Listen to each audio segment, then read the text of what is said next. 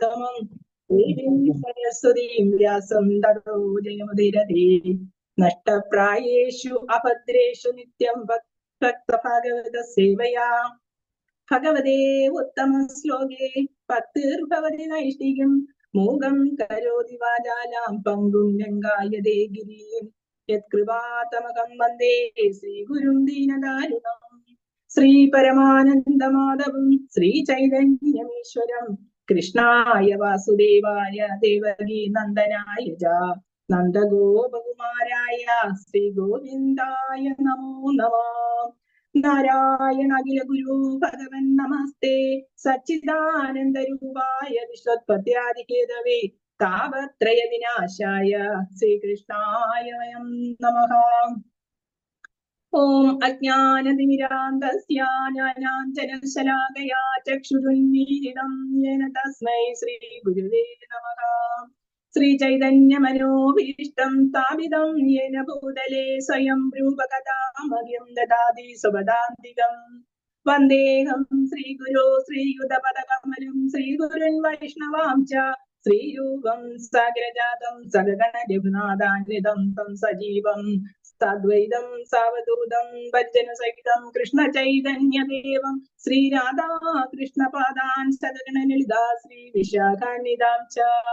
ഹേ കൃഷ്ണ കരുണാ സിന്ധോ ദീനബന്ധോ ജഗത്പതി ഗോപേശ ഗോപികാ കാന്ത രാധാ കാന്ത നമോസ്തുതേ. തപ്തകാഞ്ചന ഗൗരാംഗീ രാധേ വൃന്ദാവനേശ്വരി വൃഷഭാനുസുതേ ദേവി പ്രണമാമി ഹരിപ്രിയേ. വഞ്ചാകൽപതരൂപേശ്ച കൃപാ സിന്ധുഭ്യേവ ച പതിതാനാം പാവനേഭ്യോ വൈഷ്ണവേഭ്യോ നമോ നമഃ. ശ്രീകൃഷ്ണ ചൈതന്യ പ്രഭു നിത്യാനന്ദ ശ്രീ അദ്വൈത ഗദാധര ശ്രീവാസാദി ഗൗര ഭക്തവൃന്ദ. ഹരേ കൃഷ്ണ കൃഷ്ണ കൃഷ്ണ ഹരേ ഹരേ ഹരേ രാമ രാമ രാമ ഹരേ ഹരേ.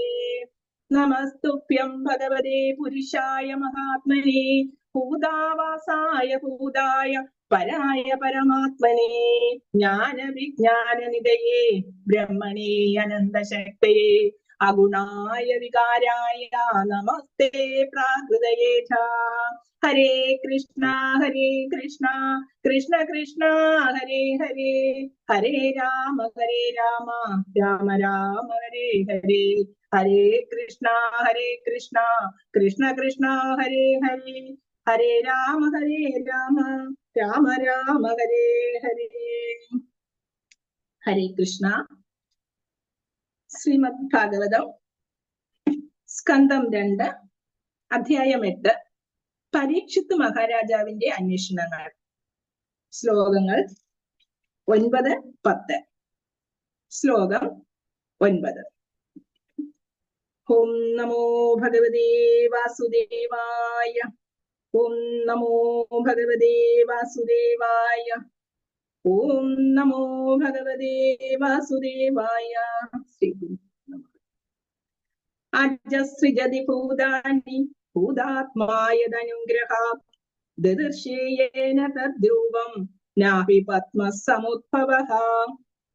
അജസൃജതി ഭൂതാനി ഭൂതാത്മായതനുഗ്രഹാത് ദദർശേയേന തദ്രൂപം നാഹി പത്മസമുദ്ഭവഃ.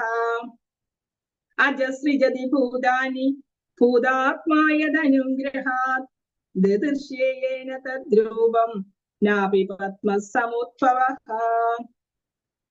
അജ ഭൗതിക പ്രഭവത്തിലൂടെ അല്ലാതെ ജന്മമെടുത്തവൻ. സൃജതി സൃഷ്ടിക്കുന്നു. ഭൂതാനി ഭൗതികമായി ജനിച്ചവരെയെല്ലാം. ഭൂത ആത്മാ പഞ്ചഭൂതാത്മകമായ ശരീരമുള്ള. യത് ആരുടെ. അനുഗ്രഹ അനുഗ്രഹത്താൽ. ദദർശേ കാണാൻ കഴിഞ്ഞിരുന്നു. ഏന ആരാൽ. തത് രൂപം അദ്ദേഹത്തിന്റെ ശരീരരൂപം. നാഭി നാഭി. പത്മ താമരപ്പൂവ്. സമുദ്ഭവ ഹേതുഭൂതമാകയാൽ. വിവർത്തനം. ശ്രീല പ്രഭുപാദർക്ക് ജയ്. ഹരേ കൃഷ്ണ. ഭൗതിക സ്രോതസ്സിലൂടെയല്ല ഭഗവാന്റെ നാഭിയിൽ നിന്നും പല്ലവിതമാകുന്ന താമരപ്പൂവിൽ ഹേതുഭൂതനായ ബ്രഹ്മാവ് ഭൗതികമായി ആവിർഭവിച്ച സർവ്വതിന്റെയും സൃഷ്ടാവാകുന്നു. തീർച്ചയായും ഭഗവത് കൃപയാൽ ബ്രഹ്മാവിന് ഭഗവത് രൂപത്തെ ദർശിക്കാൻ കഴിയുമായിരുന്നു. ഭാവാർത്ഥം. ശ്രീല പ്രഭുപാദർ കി ജയ്. ഹരേ കൃഷ്ണ. ആദ്യ ജീവ സൃഷ്ടിയായ ബ്രഹ്മാവിനെ അജൻ എന്ന് വിശേഷിപ്പിക്കുന്നു. എന്തുകൊണ്ടെന്നാൽ ഭൗതികമായി ജന്മം കൊണ്ട മാതാവിന്റെ ഗർഭത്തിൽ നിന്നല്ല, മറിച്ച് ഭഗവാന്റെ ശരീര വിസ്തരണമായ താമരപ്പൂവിൽ നിന്നാണ് അദ്ദേഹം ആവിർഭവിച്ചത്.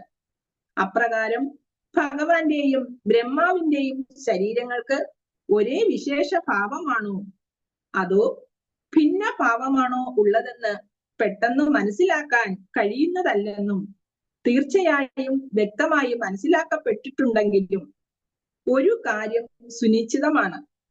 ബ്രഹ്മാവ് പൂർണ്ണമായും ഭഗവത് അനുഗ്രഹത്തെ ആശ്രയിച്ചിരുന്നു. എന്തുകൊണ്ടെന്നാൽ കാരണഭൂതനായതിനു ശേഷം അദ്ദേഹത്തിന് ജീവാത്മാക്കളെ സൃഷ്ടിക്കാൻ കഴിഞ്ഞിരുന്നത് ഭഗവാന്റെ അനുഗ്രഹത്താൽ മാത്രമാണ്.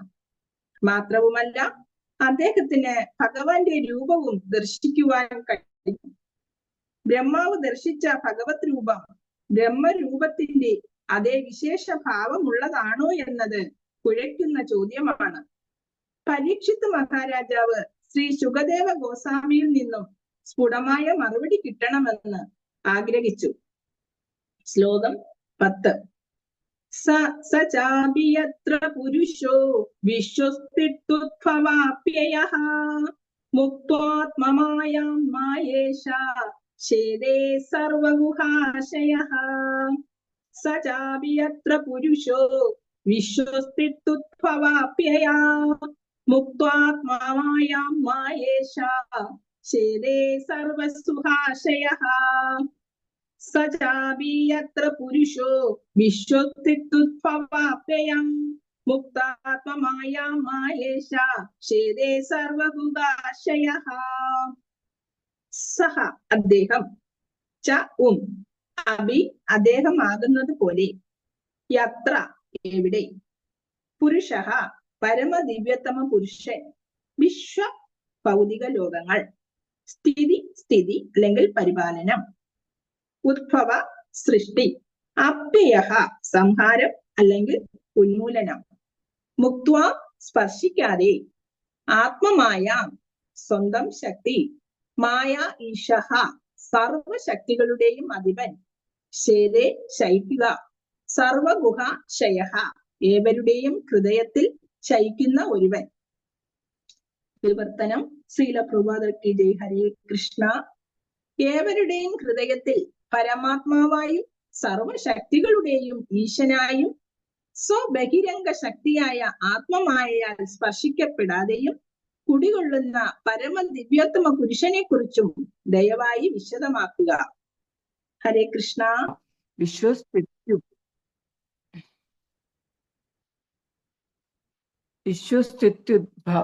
ഉദ്ഭവാപ്യയഃ എന്ന് പറയുമ്പോൾ വിശ്വത്തിന്റെ സ്ഥിതിക്കും ഉദ്ഭവത്തിനും അതുപോലെ തന്നെ അവാപ്യയ എന്ന് പറഞ്ഞാല് സംഹാരത്തിനും, ഈ 3 കാര്യങ്ങളാണ് അവിടെ ഉദ്ദേശിക്കുന്നത്. സ്ഥിതി, പിന്നെ പരിപാലനം, അല്ലെ, പരിപാലനം. ഉദ്ഭവ എന്ന് പറയുമ്പോൾ വിശ്വത്തെ സൃഷ്ടിക്കുന്നു, ഈ ഭൂലോകത്തെ, നമുക്ക് ഈ പ്രപഞ്ചത്തെ സൃഷ്ടിക്കുന്നു. അതുപോലെ അപ്യയ പറയുമ്പോൾ സംഹാരം, ഉന്മൂലനം ചെയ്യുക, അനിഹിലേഷൻ നടത്തുക.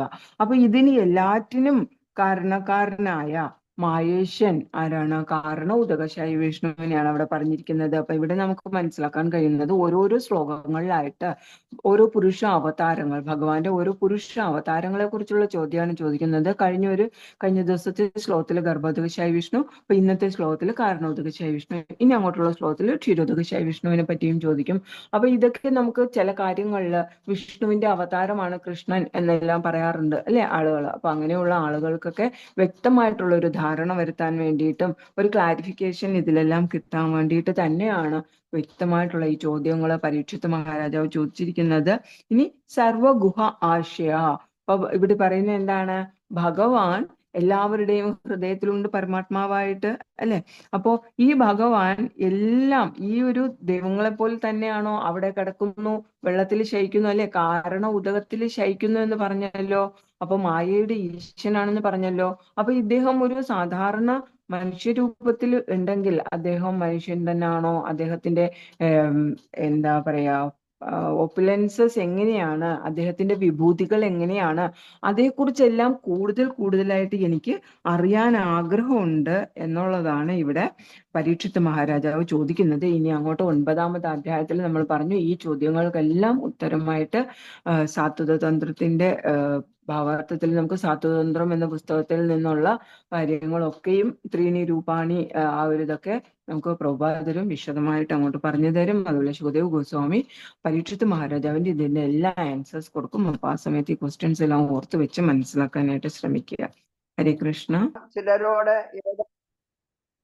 സംഭാഷണം നടത്തി എന്ന് വരാം. എന്നാൽ ഒരു പുസ്തകം വാങ്ങുകയാണെങ്കിൽ അവർക്കത് മണിക്കൂറുകളോളം വായിക്കുവാൻ കഴിയും.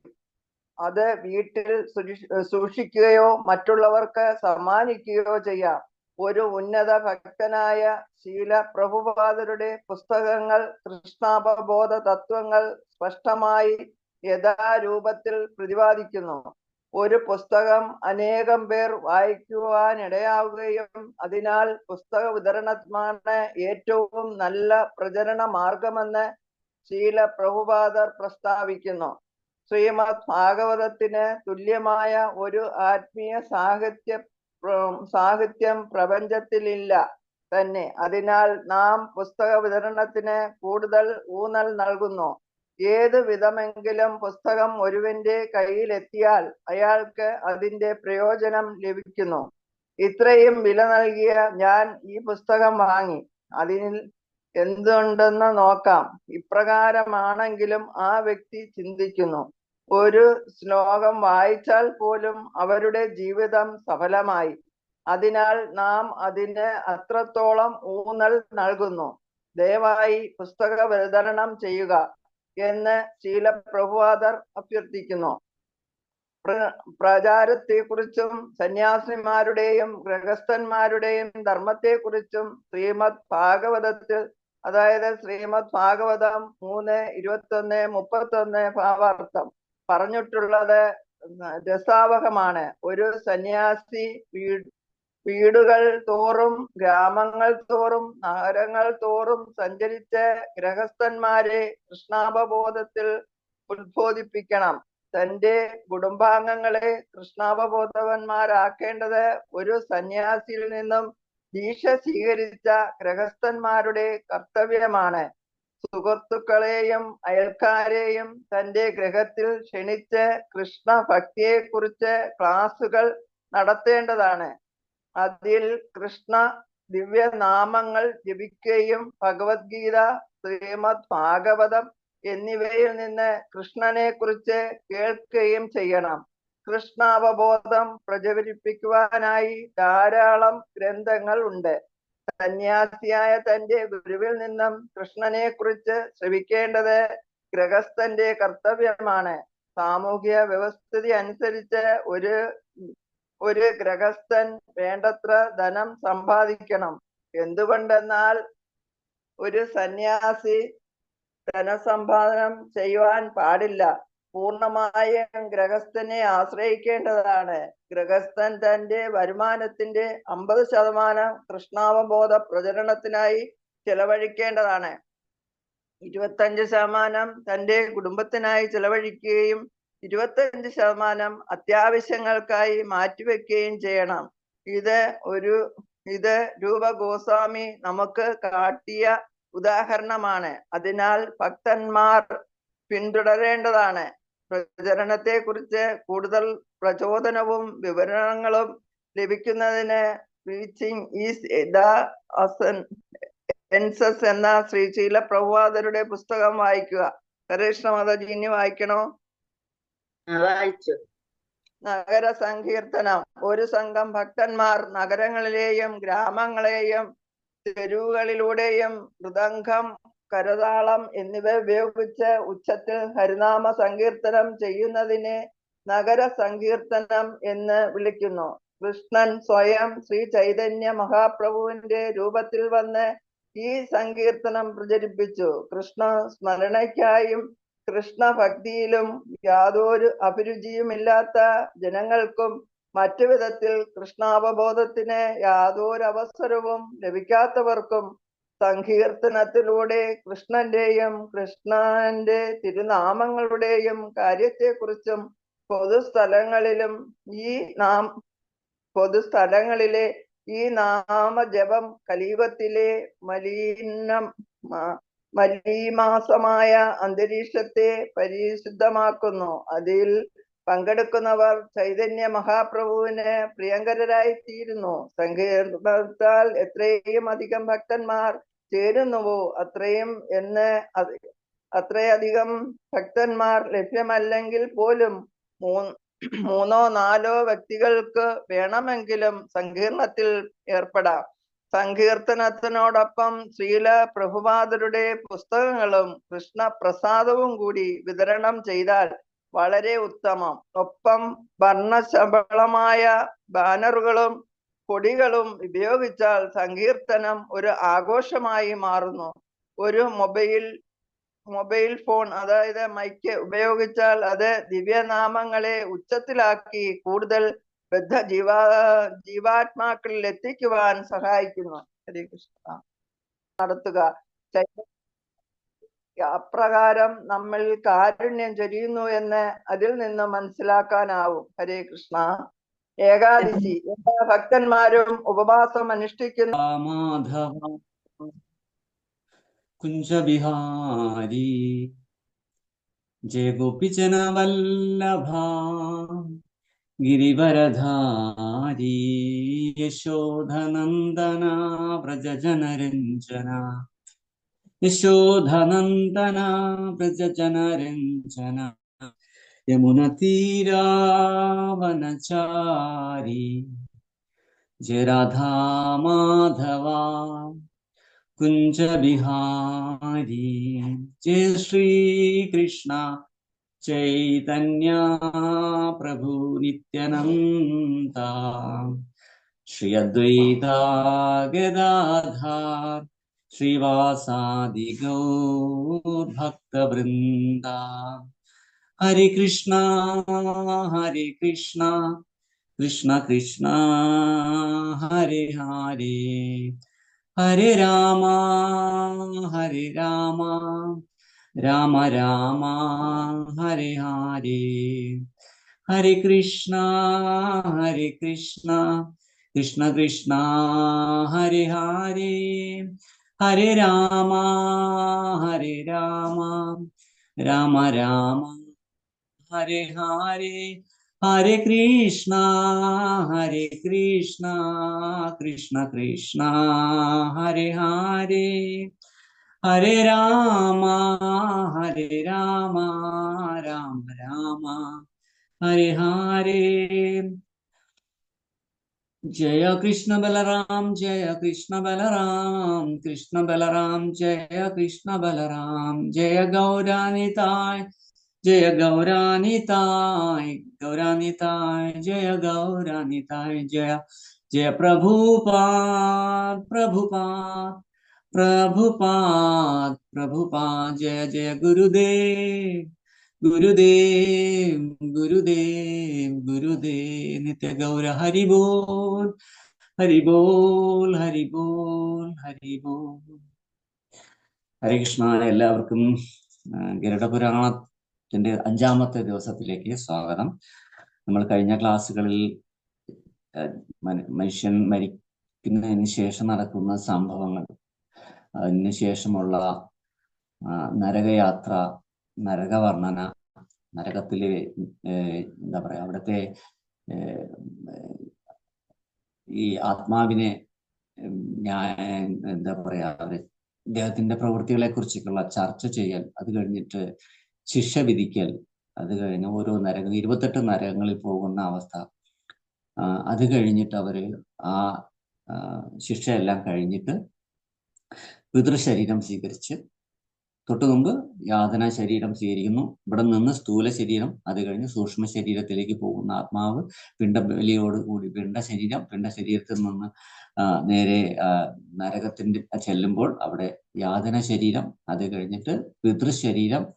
അങ്ങനെ പിതൃശരീരം ഒക്കെ ശരീരത്തിലോട് കൂടി അവിടെ പിതൃലോകത്തെ പോകുന്നു. അവിടെ ഭൂമിയിലെ ഒരു വർഷമാണ് പിതൃക്കളുടെ ഒരു ദിവസം. ഓരോ വർഷവും നമ്മൾ പിതൃക്കൾക്കായിട്ട് അല്ലെങ്കിൽ ഇങ്ങനെ മരിച്ചുപോയവർക്കായിട്ട് ചെയ്യുന്ന ആ ബലി അല്ലെങ്കിൽ പിണ്ടബലി അവർക്ക് ഒരു ദിവസത്തെ ആഹാരമാണ്. അത് ചെയ്യാതിരുന്നാൽ തീർച്ചയായിട്ടും അവർക്ക് അതിൻ്റെതായ വിഷമവും ബുദ്ധിമുട്ടുണ്ടാവും. ആ വേദനകള് ഇവിടുത്തെ കുടുംബത്തില് കുടുംബ പ്രശ്നങ്ങള്, ഭാര്യ ഭർത്തൃ ബന്ധത്തിൽ പ്രശ്നങ്ങള്, മക്കളും ചെറുമക്കളും ഒക്കെ ആയിട്ടുള്ള പ്രശ്നങ്ങള്, അസുഖങ്ങള്, മാനസിക പ്രശ്നങ്ങൾ, ഓഫീസിൽ സമാധാനമില്ല, എന്തൊക്കെ ഉണ്ടെങ്കിലും മനസ്സിന് സമാധാനമില്ലാത്ത ഒരവസ്ഥയിലേക്ക് കൊണ്ടെത്തിക്കുന്നത്.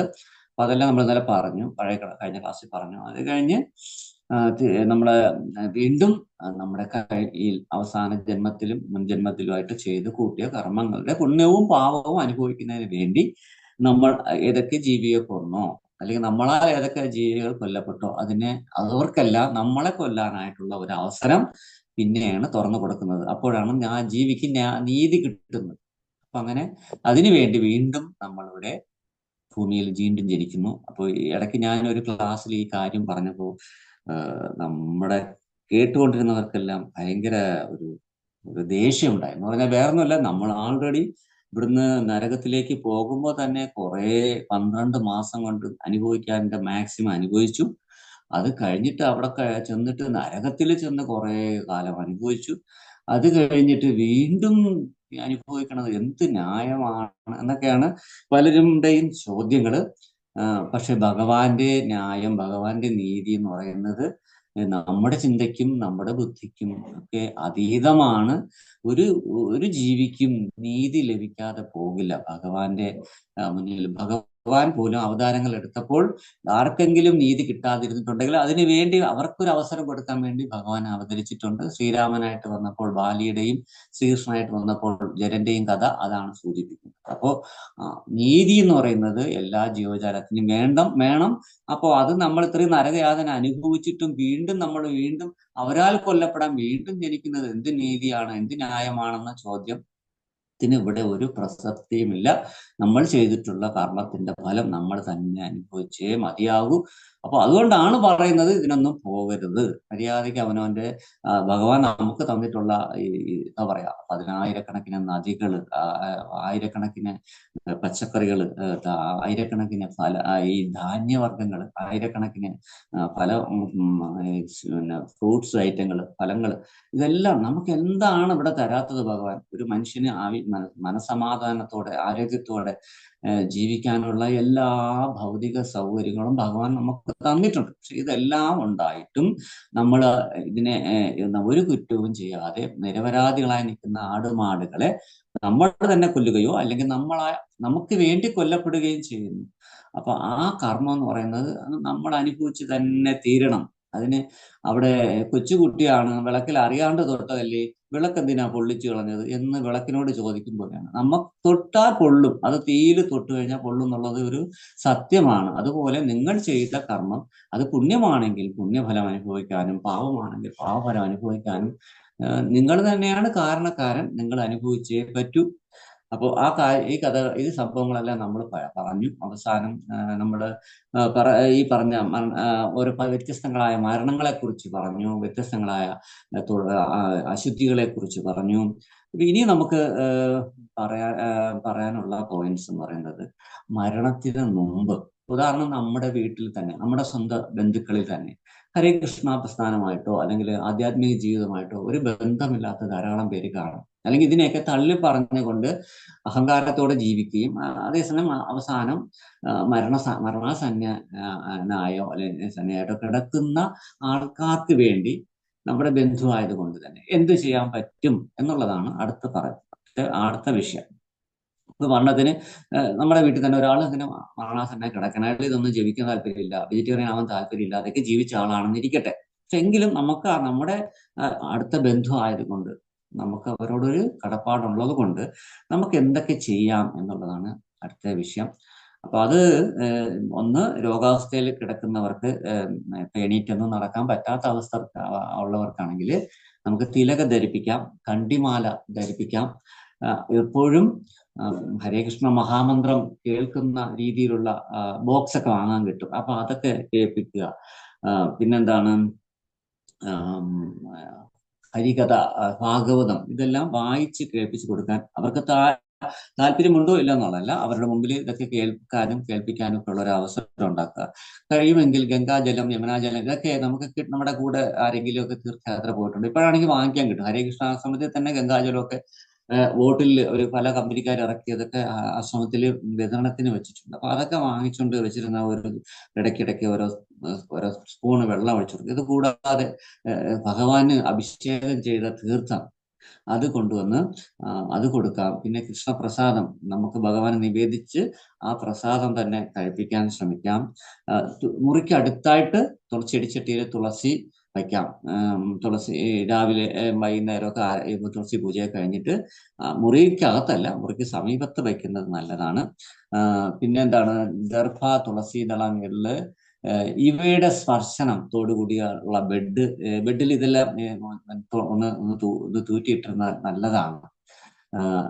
പിന്നെ ഇങ്ങനെയൊക്കെ ചെയ്തു കഴിഞ്ഞാൽ ഓട്ടോമാറ്റിക്കലി ഈ രീതിയിൽ മരിക്കുകയാണെന്നുണ്ടെങ്കിൽ എന്തായാലും ജീവിക്കും. ഈ ബോക്സിൽ ഭഗവാന്റെ നാമം കേട്ടുകൊണ്ട് മരിച്ചാൽ, അല്ലെങ്കിൽ നമ്മൾ ഈ പറയുന്നത് നമ്മുടെ ജപം തന്നെ കേട്ടുകൊണ്ട് ഇങ്ങനെയൊക്കെ ജപിക്കുക. ഗംഗാജലം, യമുനാജലം ഇതൊക്കെ കഴിച്ചുകൊണ്ട് മരിക്കുന്നവർക്ക് ഉറപ്പായിട്ട് ഈ പറഞ്ഞ നരകങ്ങളിലൊന്നും പോകേണ്ടി വരില്ല എന്നുള്ളതാണ്. പക്ഷെ അപ്പോഴും നമ്മൾ മനസ്സിലാക്കണം, ഇങ്ങനെ ഒരു സാഹചര്യം ഒരുങ്ങുന്നത് പോലും ആ ആത്മാവിന്റെ, ആ ശരീരം ധരിച്ച വ്യക്തിയുടെ കർമ്മത്തെ ഡിപ്പെൻഡ് ചെയ്തായിരിക്കും. സാധാരണ ചിലരൊക്കെ ഗംഗാജലമൊക്കെ വാങ്ങിച്ച് വീട്ടിൽ വെച്ചാൽ പോലും ആ സമയത്ത് അതെടുത്ത് കൊടുക്കാൻ മറന്നുപോകും, അല്ലെങ്കിൽ ആ കാര്യം തന്നെ ആ സമയത്തെ ചിന്തയിലേ വരില്ല. അപ്പോൾ അതൊക്കെ എന്തുകൊണ്ടാണ്?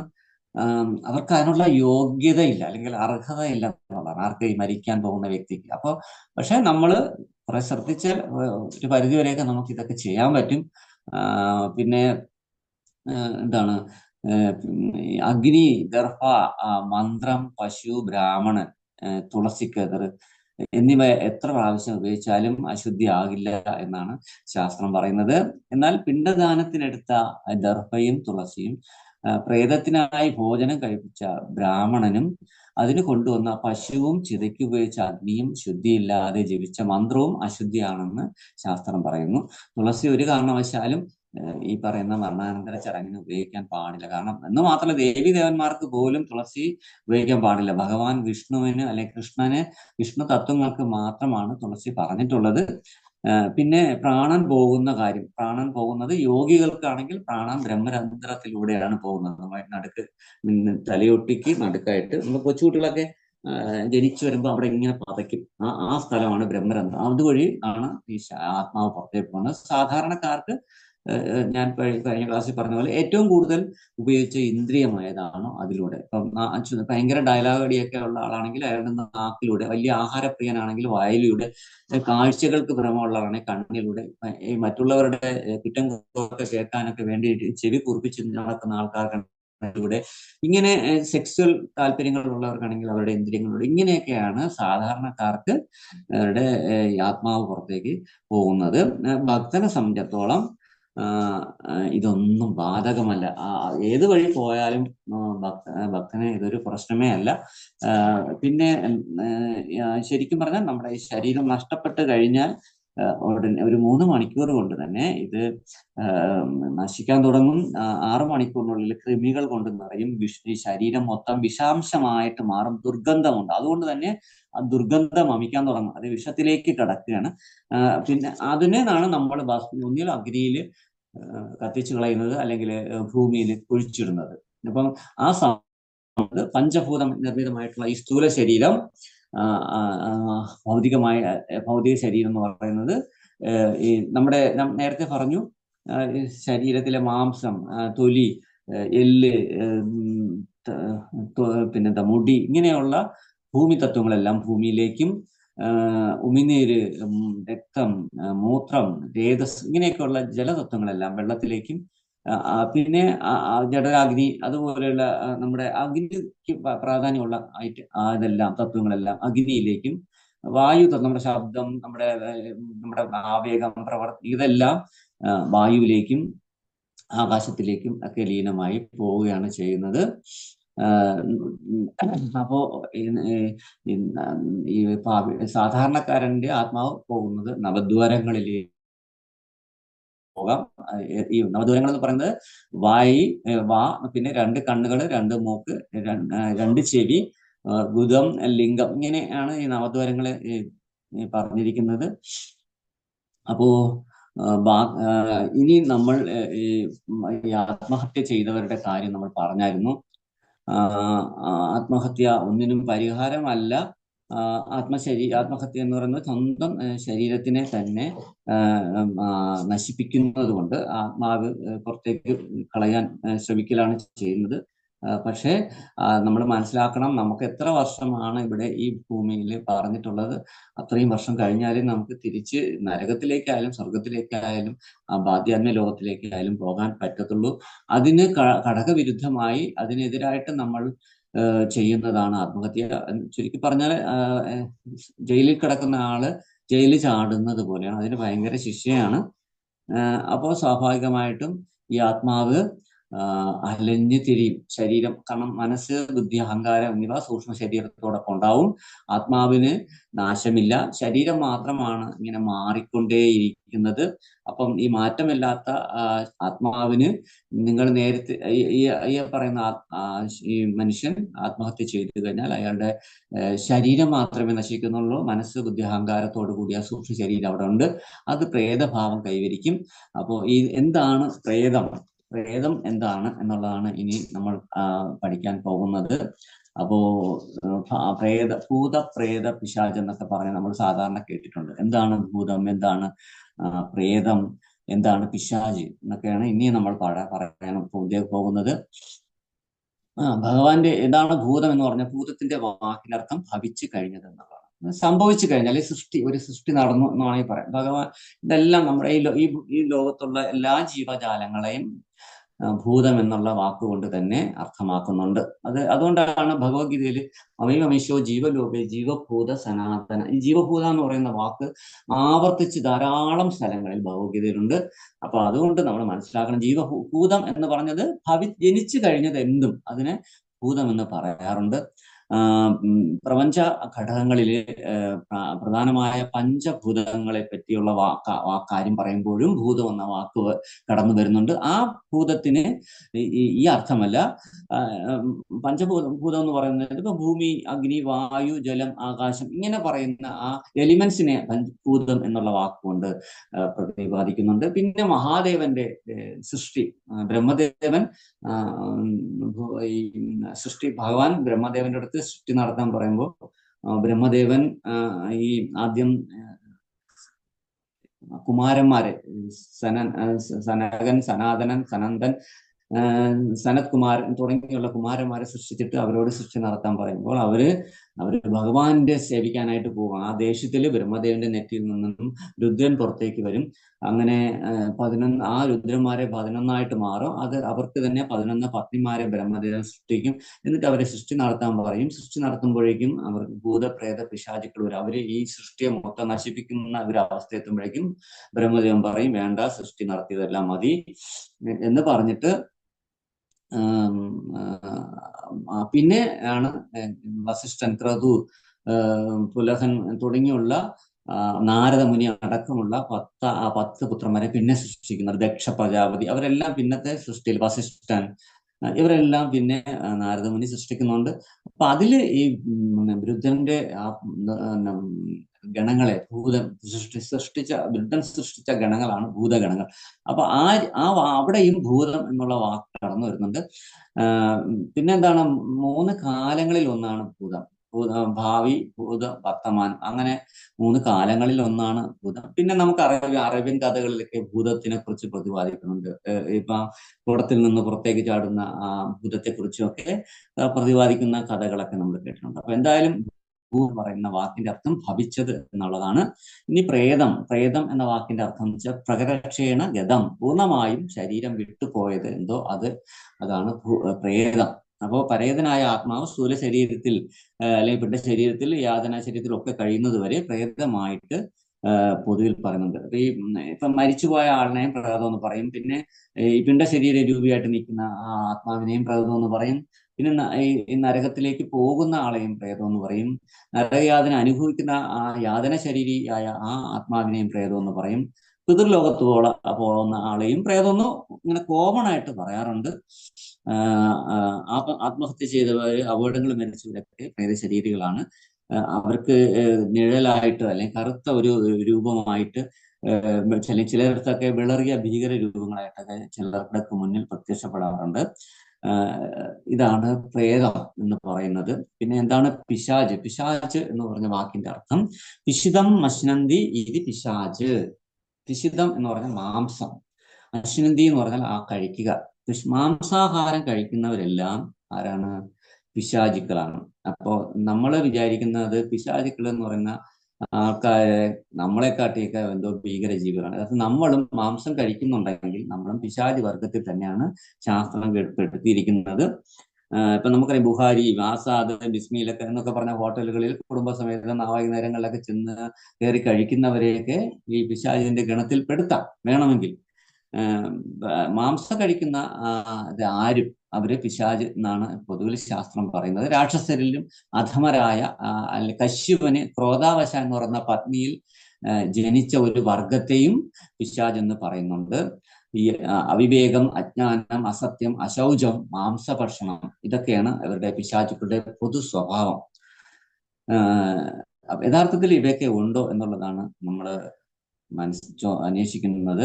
അടുത്തത് ഇപ്പൊ നമുക്കറിയാം ചില സിനിമയിലെല്ലാം വെള്ള സാരി, വെള്ള ബ്ലൗസ് എല്ലാം നല്ല അടിപൊളിയായിട്ടിട്ട് നല്ല സുന്ദരമായിട്ടുള്ള പാട്ടൊക്കെ പാടി രാത്രികളിൽ ഇങ്ങനെ പാലപ്പൂവും ഒക്കെ ഇങ്ങനെ ഉള്ള നല്ല നല്ല തണുത്ത കാലാവസ്ഥയിൽ അർദ്ധരാത്രിയൊക്കെ ഇങ്ങനെ വരുന്ന കഥാപാത്രമായിട്ട് നമ്മൾ ഈ ചില സിനിമകളിലെല്ലാം കണ്ടിട്ടുണ്ട്.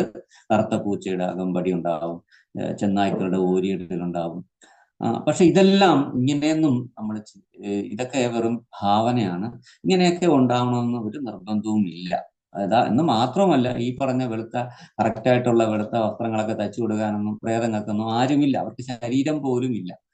പക്ഷെ എന്നാൽ ചില അവ്യക്തമായ രൂപങ്ങൾ, ചില എന്ന് പറഞ്ഞാൽ ഇരുട്ടത്ത് ഒരാൾ നിന്നാൽ എങ്ങനെ നമുക്ക് കാണാൻ പറ്റും? അവരുടെ മുഖവും മറ്റു ഇതൊന്നും വ്യക്തമാവില്ല. പക്ഷെ എന്നാൽ ഒരു ആളുള്ള നമുക്ക് മനസ്സിലാക്കാൻ പറ്റും. അങ്ങനെയുള്ള രീതിയിലും പിന്നെ ചിലർക്കൊക്കെ ഭീകരമായിട്ട് വിളറിയ പേടിപ്പെടുത്തുന്ന രൂപങ്ങളോട് കൂടിയൊക്കെ കാണാൻ പറ്റും. പക്ഷെ നമ്മൾ ഈ സിനിമയിൽ കാണുന്ന രീതിയിലൊക്കെ കാണുമോ എന്ന് ചോദിച്ചാൽ എനിക്ക് അത്ര ഉറപ്പില്ല. ഞാൻ അങ്ങനെ ഒരിടത്തും പറഞ്ഞിട്ടുമില്ല. എന്നാൽ ഇത് ഉണ്ടെന്നുള്ളതിന് ധാരാളം തെളിവുകൾ ഉണ്ട്. ഈ പറയുന്ന ചിലരുടെയൊക്കെ കണ്ണിൽ ഇങ്ങനെ നിഴലായിട്ടൊക്കെ കാണാൻ പറ്റും. ചിലരുടെ മുന്നിൽ ഇങ്ങനെ മുന്നിൽ വന്ന് നിൽക്കുന്നതായിട്ടൊക്കെ നിൽക്കാന്ന് പറഞ്ഞാൽ വ്യക്തമല്ലാത്ത രൂപത്തിലായിരിക്കും ഇവരൊക്കെ വന്ന് നിൽക്കുന്നത്. അപ്പോ ഇതൊക്കെ സത്യമാണോ എന്ന് ചോദിച്ചു കഴിഞ്ഞാൽ ഇതിൽ 2-3 കാറ്റഗറി ഉണ്ട്. ഒന്ന്, ചിലര് ഇതാണെന്ന് തെറ്റിദ്ധരിക്കുന്ന ഒത്തിരി അനുഭവങ്ങളുണ്ട്. പ്രേതമായിരുന്നു അല്ലെ ആയിരിക്കാം എന്നൊക്കെ ചിന്തിച്ചു പോകുന്ന ഒത്തിരി അനുഭവങ്ങളുണ്ട്. അത് എനിക്ക് തന്നെ അങ്ങനെ ഒരു അനുഭവമുണ്ട്. അത് എന്താന്ന് വെച്ചാൽ, ഒരിക്കല് ഞാൻ ചെറുപ്പത്തില് ഓണാഘോഷം എന്ന് പറയുന്നത് തിരുവനന്തപുരത്ത് ഭയങ്കര ഫേമസ് ആണ്. ഓണത്തിന്റെ അവസാന ദിവസം ഇങ്ങനെ ഫ്ലോട്ടുകൾ ഉണ്ടാവും. ഈസ്റ്റ് കോട്ടിൽ നിന്നും ശാസ്തമംഗലം വരെയുള്ള ലൈറ്റ് എല്ലാ സർക്കാർ സ്ഥാപനങ്ങളിലും എല്ലാ മരങ്ങളിലും ലൈറ്റൊക്കെ ഇടും. പല പല നല്ല രസമുള്ള കാഴ്ചകളൊക്കെ കാണാം. അപ്പോൾ ഞാൻ അങ്ങനെ പൊതുവില് ഫ്രണ്ട്സ് കുറവാണ്. അപ്പോൾ ഞാൻ ഒറ്റയ്ക്ക് ഇങ്ങനെ നടന്ന് ഇങ്ങനെ കണ്ട് ശരിക്കും വീട്ടിന്റെ അടുത്തെത്താറായപ്പോൾ മണി 12 രാത്രി. 12 ആയെന്ന് അറിഞ്ഞത് എങ്ങനെയാണ്, അവിടെ എത്തിയപ്പോ തന്നെ ഈ ഇങ്ങനെ സൗണ്ട് കേൾക്കുന്നത്. അപ്പൊ ഞാൻ ഇങ്ങനെ ഓരോന്നായിട്ട് സമയം എണ്ണിയപ്പോഴാണ് 12 അപ്പൊ ഞങ്ങളുടെ ആ റോഡിൽ നിന്ന് കുറച്ച് താഴെ ആണ് ഞങ്ങളുടെ വീട്. ഇന്ന് കുടുംബ വീട്ടിലാണ് ഞങ്ങളൊക്കെ താമസിക്കണം. അപ്പോൾ അങ്ങോട്ട് പോകണമെങ്കിൽ ഒരു കുത്തിറക്കമാണ്, പടിക്കെട്ടുകളുണ്ട്, പിന്നെ എന്താ പറയാ വിജനമാണ്. അപ്പോൾ സ്ട്രീറ്റ് ലൈറ്റുകളൊക്കെ ഉണ്ട്. പക്ഷെ എന്തോ കഷ്ടകാലത്തിന് സ്ട്രീറ്റ് ലൈറ്റുകളെല്ലാം അണഞ്ഞു കിടക്കുന്നു. ഞാനിങ്ങനെ എന്നും പോയി വരുന്ന സ്ഥലമാണല്ലോ എന്ന് പറഞ്ഞു ആയിട്ട് വല്ല പാമ്പുകളെ മാത്രം പേടിച്ചാൽ മതി, വേറെ വഴിയൊക്കെ ഏകദേശം ഉദ്ദേശമാണ് നമുക്ക് നമ്മുടെ മനസ്സിലുണ്ട്. അതുകൊണ്ട് തന്നെ എവിടെയൊക്കെ പടിയുണ്ട്, എവിടെയൊക്കെ കുഴിയുണ്ടെന്നൊക്കെ നമുക്ക് അറിയാം, സ്ഥിരം പോകുന്നതല്ലേ. അപ്പൊ അങ്ങനെ ഞാനിങ്ങനെ ആ പള്ളിയുടെ അതുവഴി, അവിടെ പള്ളിയോട് ചേർന്ന് കുറച്ച് ചെറിയ ശ്മശാനമൊക്കെ ഉണ്ട്, അങ്ങനെ നടന്ന് പോകുന്ന വഴിക്ക് പെട്ടെന്ന് ഞാൻ പോകുന്നതിന്റെ കുറച്ചകലായിട്ട് ഒരു രൂപം നിന്ന് എന്നെ ഇങ്ങനെ ഇങ്ങനെ വിളിക്കുകയാണ്. ഞാൻ ഇതെന്താ പാടെന്ന് പറഞ്ഞ് ഒരു നിമിഷം അങ്ങനെ നോക്കിയപ്പോഴെന്താണ് അത് എന്നെ ഇങ്ങനെ വിളിക്കുന്നത്. ഞാൻ എന്ത് ചെയ്തു, രാത്രി ഈ അർദ്ധരാത്രി 12 മണിക്ക് ഒരാൾ വെളിയിൽ, അത് വിളിക്കേണ്ട ആവശ്യം, ഞാൻ അങ്ങോട്ട് പോകില്ല. അപ്പം എന്തോ എനിക്കൊരു പന്തികേട് തോന്നുകയും ഞാൻ അവിടെ നിന്ന് ഓടി നേരെ മുകളിൽ റോഡിൽ വന്നു നിന്നു. ആരെങ്കിലും അറിയുകയാണെങ്കിൽ അയാളെ വിളിച്ചോണ്ട് പോകുന്നു. പക്ഷെ 12 മണിക്ക് ആരും വരുന്നില്ല, ഒറ്റ മനുഷ്യരില്ല. 12 12:30 അങ്ങനെ 1 മണിയാവാറായപ്പോഴാണ് കിണി എന്ന് പറഞ്ഞുകൊണ്ട് ഒരു സൈക്കിളിൽ ഒരാൾ അങ്ങനെ വരണം. നോക്കിയപ്പോൾ ഗൂർഖ, അതുവഴി പോകുന്ന ഒരു ഗൂർഖയെ കണ്ടു. എനിക്ക് അറിയാവുന്ന രീതിയിലൊക്കെ എന്തൊക്കെയോ തപ്പിത്തടഞ്ഞ് ഹിന്ദിയിൽ, ഇംഗ്ലീഷും മലയാളത്തിലും എല്ലാം കൂടെ പറഞ്ഞിട്ട് പുള്ളിയെടുത്ത് പറഞ്ഞു, എനിക്ക് ഇങ്ങനെ ഈ കാര്യം പറഞ്ഞു. അപ്പൊ പുള്ളിക്ക് മനസ്സിലായി ഞാൻ എന്തോ കണ്ട് പേടിച്ച് നിൽക്കുകയാണെന്ന്. അപ്പൊ ഞാനെന്ത് ചെയ്തു, പുള്ളിയെ മുന്നേ വിട്ടു. കാരണം അഥവാ ആദ്യം പിടിക്കണമെങ്കിൽ ഓടി രക്ഷപ്പെടാമെന്നുള്ള ഇതില് പുള്ളി കത്തിയെല്ലാം വലിച്ചൂരി ഇങ്ങനെ ഗമയിൽ നടക്കുകയാണ്. അപ്പോ ഞാന് പുറകെ ഒരു 2 അടി പുറകിൽ മാറിയാണ് ഞാൻ പോകുന്നത്. പക്ഷെ അവിടെ എത്തിയപ്പോഴാണ് അറിയുന്നത് അത് എന്താ പറയാ, ഒരു വാഴയുടെ ഇല ഇങ്ങനെ കാറ്റത്ത് ഇങ്ങനെ ആടുന്നതാണ്. ഇത് കണ്ടാണ് ഞാൻ വെറുതെ പേടിച്ച് ഓടിയത്. പക്ഷെ യഥാർത്ഥത്തില് ഇതുപോലെ എനിക്ക് ഒത്തിരി അനുഭവങ്ങൾ ഇങ്ങനെ തമാശ എന്ന് പറഞ്ഞാൽ ഇങ്ങനെ പറ്റിക്കപ്പെട്ട പ്രേതമാണെന്ന് കരുതി അമ്മയില്ലാത്തതുകൊണ്ട് അത്രയൊന്നും പറയുന്നില്ല. എന്നാൽ യഥാർത്ഥത്തിൽ എൻ്റെ ജീവിതത്തിൽ അനുഭവിച്ച യഥാർത്ഥ പ്രേതത്തെ കണ്ട ഒരു അനുഭവമുണ്ട്. അത് ഈ അടുത്ത കാലത്താണ്. എനിക്ക് 58 വയസ്സായി. പക്ഷെ 55 വയസ്സ് വരെ എനിക്ക് അങ്ങനെ ഒരു അനുഭവം ഇല്ലായിരുന്നു. പക്ഷെ 55-ാം വയസ്സിൽ എൻ്റെ ഇളയ മോക്ക് ശ്വാസം മുട്ടലുണ്ടായിരുന്നു. ഇപ്പൊ ഇല്ല, ആ സമയത്തുണ്ടായിരുന്നു. അപ്പോൾ രാത്രി പകൽ മരുന്നൊന്നും കൊടുത്തിട്ട് കുറഞ്ഞില്ല. രാത്രി ഞങ്ങൾ ആശുപത്രിയിലേക്ക്, ഞാന്, വൈഫ്, മൂത്ത മകള്, ഇളയ മകളെല്ലാം കൂടെ കാറിൽ പോയി. അപ്പൊ അവിടെ ചെന്നു. അവര് ഉടൻ തന്നെ മാസ്ക് എല്ലാം വയ്പ്പിച്ച് ഓക്സിജൻ എല്ലാം കൊടുത്ത് ട്രിപ്പൊക്കെ ഇട്ട് ഇഞ്ചക്ഷനൊക്കെ കൊടുത്ത്. ഈ സമയത്ത് ഒരു വിളി കേൾക്കുന്നു, തൊട്ടടുത്ത് കിടന്ന ഒരാൾ മരിച്ചുപോയി. അപ്പോൾ അവിടുത്തെ കൂട്ട നിലവിളിയായി. എന്താണെന്ന് അറിയാൻ ഞാൻ അങ്ങോട്ട് പോയി നോക്കിയപ്പോൾ ഒരാള് ഇങ്ങനെ മരിച്ചു കിടക്കുന്നു. അപ്പൊ അവരെ ബന്ധുക്കളൊക്കെ പിന്നെ ഫോണിലൊക്കെ വിളിക്കുന്നുണ്ട്. അതെല്ലാം കഴിഞ്ഞ് ഞങ്ങളടുത്ത ഡോക്ടർ പറഞ്ഞു, നിങ്ങൾ എന്തായാലും ഒരു ദിവസം കിടക്കട്ടെ, നാളെ കൊണ്ടുപോകാം എന്ന് പറയുന്നു. ശരിയെന്ന് പറഞ്ഞ് ഞാനും മൂത്ത മകളും തിരിച്ച് വീട്ടിലേക്ക് വരുന്നു. വൈഫ് അവിടെ ഇരുന്നു. അപ്പോൾ രാത്രി വന്ന് കിടന്നു. അപ്പൊ എനിക്കാണെങ്കിൽ ഉറക്കം വരണില്ല. ഞാൻ മുറിയെല്ലാം കുറ്റിയിട്ട് മോളും മുറിയിലേക്ക് പോയി. ഞാൻ എൻ്റെ മുറിയെല്ലാം കുറ്റിയിട്ട് കിടന്നു. പക്ഷെ എന്താണെന്ന് മനസ്സിലെ പ്രശ്നങ്ങളൊക്കെ പ്രയാസങ്ങളൊക്കെ ആവാം, ഉറക്കം വരുന്നേയില്ല. അങ്ങനെ കിടന്നു. അവസാനം എന്ത് ചെയ്തു, മൊബൈലൊക്കെ ഓഫ് ചെയ്ത് വെച്ച് ലൈറ്റും അണച്ച് കിടന്നു. കുറച്ച് കഴിഞ്ഞപ്പോ ഒരു 3 മണിയൊക്കെ ആവാറായപ്പോ ഒന്ന് മയങ്ങി. എന്തോ ശബ്ദം കേട്ട് ഞാൻ കണ്ണു തുറന്നപ്പോഴേക്കും ഈ വാതിലിനരികിൽ ഒരു രൂപം നിൽക്കുന്നു. ഒരു വലിയ, അവിടെ കണ്ട ആശുപത്രിയിൽ കണ്ട അതേ സൈസിലുള്ള ഒരു രൂപം, ഒരു നിഴലായിട്ട്. ഇരുട്ടത്താണല്ലോ, അതുകൊണ്ട് വ്യക്തമല്ല. പക്ഷെ ഒരാളുണ്ടെന്നുള്ളത് ഉറപ്പാണ്. എനിക്ക് പെട്ടെന്ന് ഞാൻ എൻ്റെ കൈയിലേക്ക് നുള്ളി നോക്കി, കാരണം ഞാൻ കാണുന്ന സ്വപ്നമാണോ എന്നറിയാൻ. പക്ഷെ ആ സ്വപ്നമല്ല എന്ന് എനിക്കപ്പോൾ ബോധ്യമായി. എന്തോ ഒരാളുണ്ടെന്നുള്ളത് ഉറപ്പായി. പെട്ടെന്ന് ഞാൻ വിചാരിച്ചു, ഇനിയിപ്പോ നമ്മൾ ഈ പകലായിട്ട് ആരെങ്കിലും കള്ളന്മാര് വല്ല അകത്ത് കയറി കട്ടിനടിയിലേക്ക് കിടന്നിട്ട് ഇപ്പൊ എണീറ്റ് വന്ന് നിൽക്കുന്നതാണോ.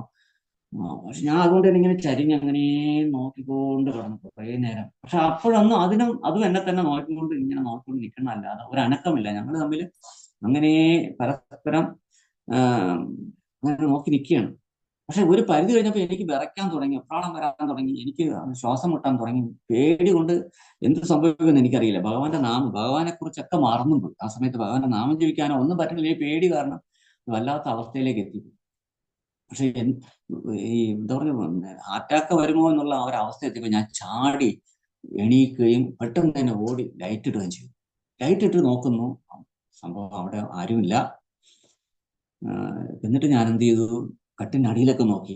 ഇനി ഞാൻ ലൈറ്റ് ഇടാൻ പോയ സമയത്തിനടുത്ത് ഇയാൾ കട്ടിനടിയിൽ വല്ലതും കിടന്നു നോക്കിയപ്പോൾ അതിനകത്തില്ല. സൺസൈഡിലൊക്കെ നോക്കി, അവിടെയൊന്നുമില്ല. അപ്പൊ എനിക്ക് മനസ്സിലായി എന്തോ ഒന്ന് ഈ മുറിയിൽ വന്നിരുന്നു എന്നുള്ളത് അപ്പോഴും മനസ്സിലായി. അപ്പൊ അങ്ങനെ എനിക്കൊരു അനുഭവമുണ്ട്. ഇത് കൂടാതെ ഞാൻ മലപ്പുറത്ത് ജോലി ചെയ്യുന്ന സമയത്ത് ACBയിൽ അന്ന് എനിക്ക് നൈറ്റ് ഡ്യൂട്ടിയാണ്. ഞങ്ങൾ ഒരു 4 പേര് ചേർന്ന് ഒരു മുറി വാടകയ്ക്ക് എടുത്ത് ഒരു ഹാജിയാരുടെ വരിക്കെട്ടിടം, അയാൾ ഇങ്ങനെ കെട്ടിടം ഉണ്ടാക്കി ആൾക്കാർക്ക് വാടകയ്ക്ക് കൊടുക്കലാണ് അയാളുടെ ജോലി. അപ്പൊ അതിലുള്ള ഒരു വരിക്കെട്ടിടത്തിലാണ് ഞങ്ങൾ താമസിക്കുന്നത്. 4 പേര് കൂടി ചേർന്നാണ് താമസം. അപ്പൊ അതിന്റെ കുക്കിങ് മറ്റു കാര്യങ്ങളൊക്കെ ഞാൻ ചെയ്യും. കാരണം എനിക്ക് അവർ ചെയ്താൽ എനിക്ക് തൃപ്തിയാവില്ല. അത് മാത്രമല്ല അവരൊക്കെ നോൺ കഴിക്കുന്നവരാണ്. അപ്പൊ ഞാൻ കുക്ക് ചെയ്യാന്ന് പറഞ്ഞപ്പോൾ അവർക്ക് ഇങ്ങനെ നോണൊക്കെ ഞാൻ നാട്ടിൽ പോകുന്ന സമയത്ത് അവർ വെക്കത്തുള്ളൂ, അല്ലാത്ത സമയത്ത് ഞാൻ കാരണം അവർക്ക് കുക്ക് ചെയ്യാൻ തമ്മിൽ അടിയൊക്കെ ആയ സമയത്താണ് ഞാൻ അവിടെ ചേരുന്നത്. അപ്പൊ അവർക്ക് വലിയ സന്തോഷമായി. അവർക്ക് കുക്ക് ചെയ്യാൻ ഒരാളെ കിട്ടിയതിൽ ഭയങ്കര സന്തോഷം. എനിക്കാണെങ്കിൽ അതിനേക്കാൾ സന്തോഷം. കാരണം നമുക്ക് ഇഷ്ടമുള്ള ഐറ്റം നല്ല രീതിയിൽ ഉണ്ടാക്കാൻ പറ്റും. അവരുടെ വൃത്തിയൊന്നും എനിക്ക് അത്ര തൃപ്തിയല്ല. അപ്പൊ അതുകൊണ്ട് ഞാൻ തന്നെ രാവിലെ എണീറ്റ് കുളിച്ചിട്ട് ഞാൻ തന്നെ ചെയ്യുമായിരുന്നു. അപ്പൊ അങ്ങനെ ഇരിക്കുന്ന സമയത്ത് 2 പേര് നാട്ടിൽ പോയി. പിന്നെ ഞാനും ഒരാൾ മാത്രമേ ഉള്ളൂ. എനിക്കാണെങ്കിൽ ഞാൻ നൈറ്റ് ഡ്യൂട്ടിക്ക് ഫോൺ ഡ്യൂട്ടി ആയിട്ട് അങ്ങനെ ഇരിക്കുന്നു. എനിക്ക് പൊതുവെ നൈറ്റ് ഡ്യൂട്ടിക്കൊന്നും എനിക്ക് ഉറക്കം വരില്ല. പിന്നെ നമ്മുടെ ജോലിയും അങ്ങനെയാണ്. ഇടയ്ക്കിടയ്ക്ക് ഫോൺ വിളി വന്നുകൊണ്ടിരിക്കും. കറണ്ട് ഇല്ല, സ്ട്രീറ്റ് ലൈറ്റ് കത്തുന്നില്ല, ഷോക്ക് അടിക്കുന്നു, അല്ലെങ്കിൽ പല കാരണമല്ലേ, പല സംശയങ്ങൾ, അങ്ങനെ പലതും ചോദിച്ചുകൊണ്ടിരിക്കും. അപ്പോ ഞാനങ്ങനെ ഇരിക്കുന്ന സമയത്ത് മണി 12-1 മണി കഴിഞ്ഞു. പെട്ടെന്ന് ഗ്രില്ലിൽ പടപടാന്ന് അടിക്കുന്നു. അപ്പൊ അവിടെ ഈ ചെറിയ കാര്യങ്ങൾ പോലും വലിയ സംഘർഷവും വഴക്കും അടിയും പിടിയൊക്കെ ഉണ്ടാകുന്ന നമ്മൾ ഷട്ടറൊക്കെ പൂട്ടിയിട്ടാണ് അകത്തിരിക്കാറ്. ഞാനിതാരെന്ന് പറഞ്ഞു താക്കോലും എടുത്തുകൊണ്ട് വന്നപ്പോൾ എൻ്റെ റൂമിലുള്ള റൂംമേറ്റാണ്. നമ്മുടെ എന്ത് പറ്റിയെന്ന് ചോദിച്ചപ്പോൾ പെട്ടെന്ന് കഥ തുറക്കണം സാറേ എന്ന് പറഞ്ഞു. ഞാൻ കഥ തുറന്നു കൊടുത്തു. അകത്ത് കയറി പുള്ളി ഇങ്ങനെ വിറയ്ക്കുന്നു, വേർത്ത് കുളിച്ച് നിൽക്കുകയാണ്. എന്താ പറ്റിയെന്ന് വെച്ചപ്പോൾ സാറേ അവിടെ ഒരാളുണ്ട്. ഞങ്ങൾ ആരുണ്ട്? അത് വേറൊരാൾ, നമ്മൊരു സ്ത്രീയാണ് അവിടെ. ഞാൻ എന്ത് പറ്റി? അത് ഇങ്ങനെയാണ്, ഞാൻ രാത്രി എല്ലാം കഴിച്ച് കിടന്നു, ലൈറ്റ് അണച്ച് കിടന്നു, കുറച്ച് ഒന്ന് ഉറങ്ങി, എപ്പോഴും ഉണർന്നു നോക്കിയപ്പോൾ മൂലയ്ക്ക് നിന്ന് ഒരാൾ എന്നെ നോക്കുന്നു. ഞാൻ ലൈറ്റിട്ട് നോക്കിയപ്പോഴേക്കും ആ രൂപമില്ല. എനിക്ക് സംശയം തോന്നിയതാണെന്ന് വിചാരിച്ച് ഞാൻ ചെന്ന് കിടന്ന് ലൈറ്റ് അണച്ചിട്ട് വീണ്ടും കിടന്നു. പെട്ടെന്ന് ജനലരികിൽ വീണ്ടും ഇതേ രൂപത്തെ കാണുന്നു. എനിക്ക് അവിടെ നിൽക്കാൻ പറ്റില്ല. അതുകൊണ്ടാണ് ഞാൻ ജീവനും കൊണ്ട് ഓടിയെന്നു. ഞാൻ ശരി എന്നാ കയറി കിടന്നോളാൻ പറഞ്ഞു. ഒരു മേശയൊക്കെ ഒഴിപ്പിച്ച് അതിൽ പുള്ളി കിടന്നു. നേരം എടുത്തു, പുള്ളി അങ്ങ് പോയി. അത് കഴിഞ്ഞ് ഞാൻ എൻ്റെ ഡ്യൂട്ടി കഴിഞ്ഞ് ഞാനും പോയി. അന്ന് പിന്നെ എനിക്ക് ഓഫാണ്, അന്ന് ഡ്യൂട്ടി ഇല്ല. അപ്പോൾ ഡ്യൂട്ടി ഇല്ലാത്ത സമയം അതുകൊണ്ട് അടുത്ത ആഹാരമെല്ലാം കഴിച്ചതിന് ശേഷം അത് അടുത്തുള്ള ക്വാർട്ടേഴ്സിൽ ചെന്ന് ചോദിച്ചു, എന്താ അവിടെ എന്തെങ്കിലും പ്രശ്നമുണ്ടോ എന്ന് ചോദിച്ചു. അപ്പൊ അവര് പറഞ്ഞു, എന്താ നിങ്ങൾക്ക് എന്തെങ്കിലും അനുഭവം ഉണ്ടായാ? അവരിങ്ങോട്ട് ഒരുമാതിരി ചിരിയോട് കൂടി ഒരു ചോദ്യം ഇങ്ങോട്ട്. അപ്പൊ ഞാൻ പറഞ്ഞു, അതെ, നമ്മുടെ ഒരു കൂടെയുള്ള പുള്ളിക്ക് ഇന്നലെ രാത്രി 2 പ്രാവശ്യം ഒരു സ്ത്രീ അങ്ങനെ പ്രത്യക്ഷപ്പെട്ടു. സ്ത്രീ എന്ന് പറഞ്ഞാൽ മുഖമൊന്നും കണ്ടുകൂടാ, നിഴലായിട്ട് ഇരുട്ടത്ത് ഒരാൾ നിന്നാൽ എങ്ങനെ ആ രീതിയിൽ കണ്ടു എന്ന് പറഞ്ഞു. അപ്പോഴവര് പറഞ്ഞു, സത്യമാണ്, അവിടെ ഒരു സ്ത്രീ ആത്മഹത്യ ചെയ്തിട്ടുണ്ട്. ഈ അടുത്ത കാലത്താണ് ഭാര്യയും ഭർത്താവുമായിട്ട് ഒരു ലവ് മാരേജ് കഴിഞ്ഞ് വീട്ടുകാരെയൊക്കെ പിണക്കിക്കൊണ്ട് ഇയാളെ കല്യാണം കഴിച്ചിട്ട് വന്നു. എന്തോ കാര്യത്തിൽ നിസ്സാര കാര്യം പറഞ്ഞ വഴക്കായി, അങ്ങനെ വാക്കല്ലാതെ ഒരു അടി കൊടുത്തു. അടി അവർക്ക് സഹിക്കാൻ പറ്റാത്തതായിരുന്നു. അങ്ങനെ തിരിച്ചു പോയപ്പോൾ കുക്ക് ചെയ്യാൻ ഉപയോഗിച്ചിരിക്കുന്ന മണ്ണെണ്ണ എടുത്ത് സ്വയം ഒഴിച്ച് കത്തിച്ചു. അങ്ങനെ അവിടെ കിടന്ന് നിങ്ങളുടെ ആ മുറിയിലൊക്കെയാണ് അവിടെ കിടന്ന് പിടച്ചത്. അങ്ങനെ അവിടെയൊക്കെ കരി കാണും, ഇപ്പോഴും ആ കരിയെല്ലാം എപ്പോഴും ഉണ്ടെന്ന് പറഞ്ഞു. സംഭവം അപ്പോഴാണ് നമ്മൾ മനസ്സിലാക്കണത് അവിടെ എത്രയും കറുത്ത കരിപ്പാടുകൾ അപ്പോഴുണ്ടായിരുന്നു. അപ്പൊ നമ്മളിതൊന്നും ശ്രദ്ധിക്കണില്ല. അങ്ങനെ ആ സ്ത്രീ ഇതുപോലെ പലരെയും നിങ്ങളുടെ വീട്ടിൽ വരുന്ന പലരും ഇതുപോലെ പേടിച്ച് ഓടിയിട്ടുണ്ട്. ഇതുപോലെ ആ സ്ത്രീയുടെ വരവുണ്ട് എന്ന് പറഞ്ഞു. അപ്പൊ അങ്ങനെ ഒരു 2 അനുഭവം എനിക്കുണ്ടായി. പിന്നെ ഉള്ള അനുഭവങ്ങൾ എന്ന് പറഞ്ഞാൽ പ്രഭുപാദിന്, ഭക്തി വേദാന്ത സ്വാമി പ്രഭുപാദിന് നടന്ന സംഭവമാണ്. പ്രഭുപാദ ലീലാമൃതത്തില് ഈ സംഭവം വിവരിച്ചിട്ടുണ്ട്. അതിന്റെ എന്താ പറയാ, സീരിയലായിട്ട് അത് ഹിന്ദിയിൽ എടുത്തിട്ടുണ്ട്. ആ സീരിയലിലും ഈ കഥ കടന്നു വരുന്നുണ്ട്. അത് എങ്ങനെയാണ്, ഒരിക്കൽ പ്രഭുപാദ് വീടിൽ നിന്നും മാറി ഒരു പ്രത്യേകം ഒരു സ്ഥലം, ഒരു വീട് അന്വേഷിച്ചു. അവിടെ ഇരുന്ന് സമാധാനമായിട്ട് ഈ ഭഗവത്ഗീത ഭാഗവതമൊക്കെ വിവർത്തനം ചെയ്യാൻ വേണ്ടി അദ്ദേഹം ഒരു ബ്രോക്കറടുത്ത് ഒരു വീട് അന്വേഷിച്ചുകൊണ്ടിരുന്നു. അപ്പോൾ വീട് അന്വേഷിച്ച് ഇരുന്നപ്പോഴേക്കും പ്രഭുപാദിന്റെ കയ്യിലുള്ള കാശിന് വലിയ നല്ല വീടൊന്നും കിട്ടുന്നില്ല. എല്ലാം അവർ അന്വേഷിച്ചപ്പോൾ എല്ലാം ചെറിയ ചെറിയ വീടുകളെ കിട്ടുന്നുള്ളൂ. അപ്പൊ അതൊന്നും പ്രഭുപാദിന് ഇഷ്ടപ്പെടുന്നില്ല. അല്ലെങ്കിൽ ഈ പറഞ്ഞ പോലെ വിജനമായ സ്ഥലങ്ങളിലോ അല്ലെങ്കിൽ കോളനി പോലെയുള്ള സ്ഥലങ്ങളിൽ അങ്ങനെയൊക്കെ ഉള്ളിടത്തൊക്കെയാണ് കിട്ടുന്നത്. അപ്പോൾ അദ്ദേഹം പറഞ്ഞു, അത് വേണ്ട, നല്ല വലിയ ബംഗ്ലാവൊന്നും വേണ്ടെങ്കിലും കൊച്ചു വീടായാലും മതി, നല്ല ശാന്തി സമാധാനത്തോടെ എനിക്ക് കഴിയണം, അതിന് വേണ്ടി ഒന്ന് നോക്കാൻ പറഞ്ഞു. അങ്ങനെ ഇരിക്കുമ്പോഴാണ് ഒരു ദിവസം സന്തോഷത്തോടു കൂടി ഓടി വന്നു പറഞ്ഞു, ഇങ്ങനെയാണ് പ്രഭാത അങ്ങ് ഉദ്ദേശിക്കുന്ന രീതിയിൽ ഒരു വീട് കിട്ടുക, അതിനേക്കാൾ വലിയ വീട്, ഒരു ബംഗ്ലാവ് തന്നെ കിട്ടിയിട്ടുണ്ട്, വളരെ കുറഞ്ഞ റേറ്റിന് കിട്ടും. അപ്പം പ്രഭാത പറഞ്ഞു, അതെന്താ കുഴപ്പം? അല്ല, അത് പിന്നെ ആ വീട്ടിലൊരു പ്രേതശല്യം ഉണ്ടെന്ന് ഇപ്പൊ പറയുന്നു എന്ന് ആ ബ്രോക്കർ പറഞ്ഞു. അപ്പം ഇത് ആര് കേൾക്കുന്നുണ്ട്? ഭാര്യയും മക്കളൊക്കെ കേൾക്കുന്നുണ്ട്, വീട്ടിൽ വന്നാണ് പറയുന്നത്.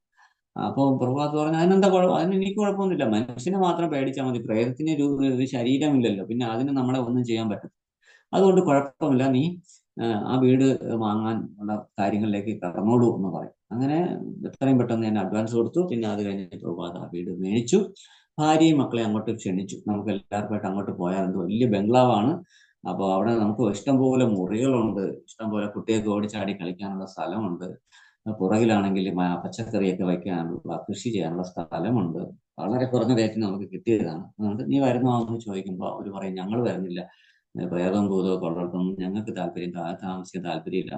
പ്രഭു പറയും, ശരി എന്നാ ഓക്കെ, നിങ്ങൾ ഇവിടെ കഴിഞ്ഞോളൂ, ഞാൻ എന്തായാലും അങ്ങോട്ട് പോകും, വാങ്ങിച്ച സ്ഥിതിക്ക് ഇനിയിപ്പോ ഞാൻ അങ്ങോട്ട് പോകാൻ പോവാണെന്ന് പറഞ്ഞ് പ്രഭു അത് ഭാഗവതത്തിന്റെ ഒറിജിനലുമായിട്ട് നേരെ അങ്ങോട്ട് പോയി വീടെല്ലാം ക്ലീൻ ചെയ്ത് കഴുകി തുടച്ച് ഭഗവാന്റെ പടം എല്ലാം വെച്ച് ഭഗവാൻ ആരോഗ്യം എല്ലാം കഴിച്ച് അവിടെ പ്രസാദമൊക്കെ ഉണ്ടാക്കി നിവേദിച്ചു.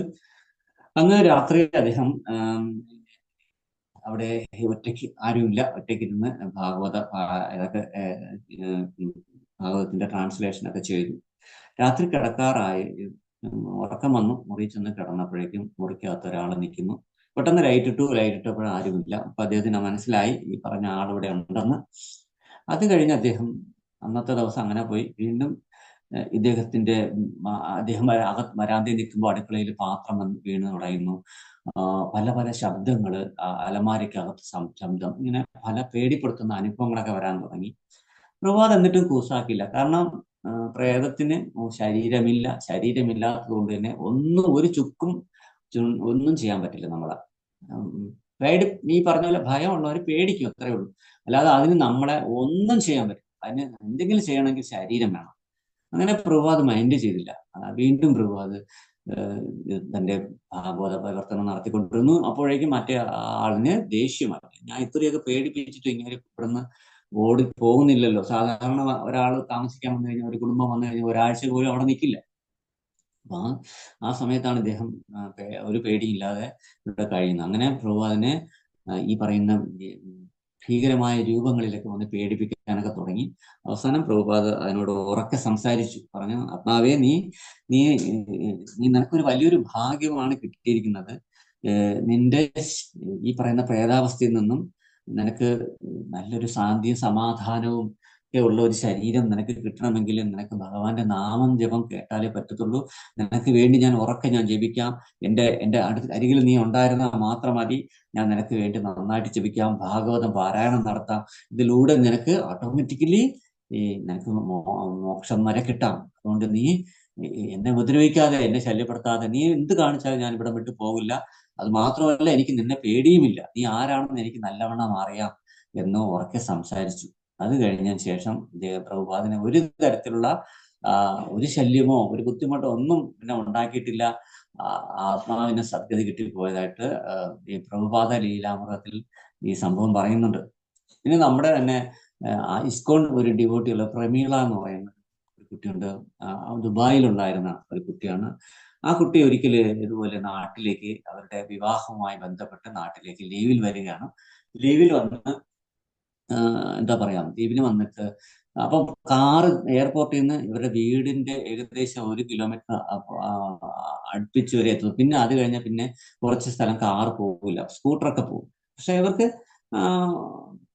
കുറച്ച് ദൂരമല്ലേ ഉള്ളൂ. അതുകൊണ്ട് കാറ് വന്നിറങ്ങിയിട്ട് അവർ നടന്ന്, വിജനമായ സ്ഥലമാണ്, ഉച്ചയ്ക്ക് ഇങ്ങനെ പോകുന്ന സമയത്ത് പെട്ടെന്ന് അവരെ കൂടെ മുമ്പ് പഠിച്ച ഒരു വല്ലി എന്ന് പറയുന്ന ഒരു പെൺകുട്ടിയെ കാണുന്നു. അപ്പോ വലിയ കണ്ടു, വലിയ എന്താണ് ഈ കഴുത്തിൽ ഇങ്ങനെ മാലയൊക്കെ ഇങ്ങനെ ചുറ്റിയിട്ടേക്കണത്, നെറ്റിയിൽ എന്തിനാണ് ഇങ്ങനെ ഇതൊക്കെ ഇങ്ങനെ കുറിയിടുന്നതൊക്കെ സംശയം പോലെ ചോദിക്കുന്നു. വരവിന്റെ ഉദ്ദേശം ചോദിക്കുന്നു. അപ്പൊ ഇങ്ങനെ എൻ്റെ കല്യാണം അടുത്തു. അപ്പൊ ഞാൻ ഇനി ഒരു മാസം ഇവിടെ ഉണ്ടാവും, കല്യാണം കഴിച്ചിട്ടേ പോകത്തുള്ളൂ.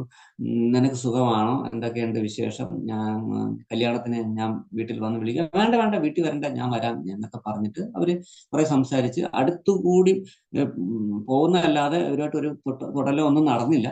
എന്തായാലും കുറെ കഴിഞ്ഞു അവരെ പിന്നെ കാണാമെന്ന് പറഞ്ഞ് പോകുന്നു. പ്രമീള വീട്ടിലെത്തി.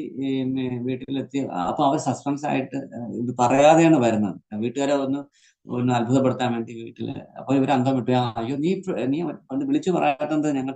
അത് കുഴപ്പമില്ല, ഞാൻ ഇങ്ങനെ വന്നത് തന്നെ എന്നൊക്കെ പറഞ്ഞ് വീട്ടിൽ വന്നു. ആഹാരം എല്ലാം കഴിച്ചു. രാത്രിയായി. പല കാര്യങ്ങളെ കുറിച്ച് ഇങ്ങനെ സംസാരിച്ചുകൊണ്ടിരുന്നു. പെട്ടെന്ന് പ്രമീള നോക്കുമ്പോൾ ഇരുട്ടില് വരാന്തയ്ക്ക് അപ്പുറത്ത് ഇരുട്ടിൽ ഒരാൾ നിന്ന് കൈ കാണിച്ച് വിളിക്കുന്നു. അങ്ങനെ നോക്കിയപ്പോ വല്യല്ലേ, എന്ത് നീ കയറി വാ എന്ന് പറയുന്നു. ഇനി വാന്ന് വിളിക്കുന്നു. അങ്ങനെ പ്രമീളെ വല്യെന്ന് പറഞ്ഞുകൊണ്ട് ഓടി ചെല്ലുന്നു. പെട്ടെന്ന് ബോധം മറ്റ് വീഴുന്നു. ഇവരെല്ലാം പുറകെ അമ്മയും സഹോദരനും സഹോദരിയൊക്കെ ഓടി വന്ന് അവരെ പിടിച്ച് വെള്ളമെല്ലാം തളിച്ച് അവരെ ബോധം വരുത്തിയിട്ട് ചോദിക്കും എന്താ സംഭവിച്ചത്. അപ്പം പറയാം ഇങ്ങനെ പ്രമീള, ഞാൻ ഉച്ചയ്ക്ക് പ്രമീള നേരിട്ട് കണ്ടു. അല്ല സോറി, പ്രമീള അല്ല, വല്യ എന്റെ കൂടെ പഠിച്ച വല്യല്ലേ, നിങ്ങൾക്ക് അറിയില്ലേ, അവളുടെ എന്നെ ഉച്ചയ്ക്ക് കണ്ടായിരുന്നു. പക്ഷെ ഇന്നിപ്പോ രാത്രിയും വന്നു, എന്നെ വിളിച്ചു. അപ്പോ അവർ അതിശയിച്ചു പോയി. കാരണം തന്നെ പ്രമീള 6 മാസം മുമ്പ് ഒരു പ്രേമത്തിന്റെ കുരുക്കിൽപ്പെട്ട് കിണറ്റിൽ ചാടി ആത്മഹത്യ ചെയ്ത സ്ത്രീയാണ് ഈ വല്യ എന്ന് പറയുന്ന കുട്ടി. അപ്പോ അയ്യോ, ഇത് വല്യ മരിച്ചിട്ട് 6 മാസമായെന്ന് അവർ പറയുമ്പോൾ അവരെല്ലാം അതിശയിച്ചു പോയി. അപ്പോൾ അത് നമ്മുടെ ഒരു ഇസ്കോൺ ഡിവോട്ടിക്ക് നേരിട്ടുണ്ടായ ഒരു അനുഭവമാണ്.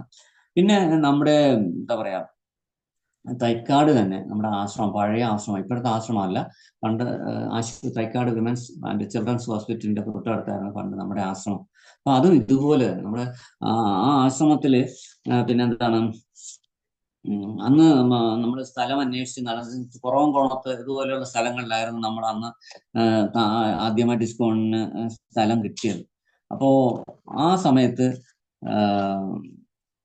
അന്ന് ഉണ്ടായിരുന്ന മധുപണ്ഡിറ്റ് പ്രഭു, പിന്നെന്താണ് സർവേശ്വരദാസ്, ഇന്നത്തെ ഭക്തി വിനോദ് മഹാരാജ്, അവരൊക്കെയാണ് അന്നത്തെ ആൾക്കാർ.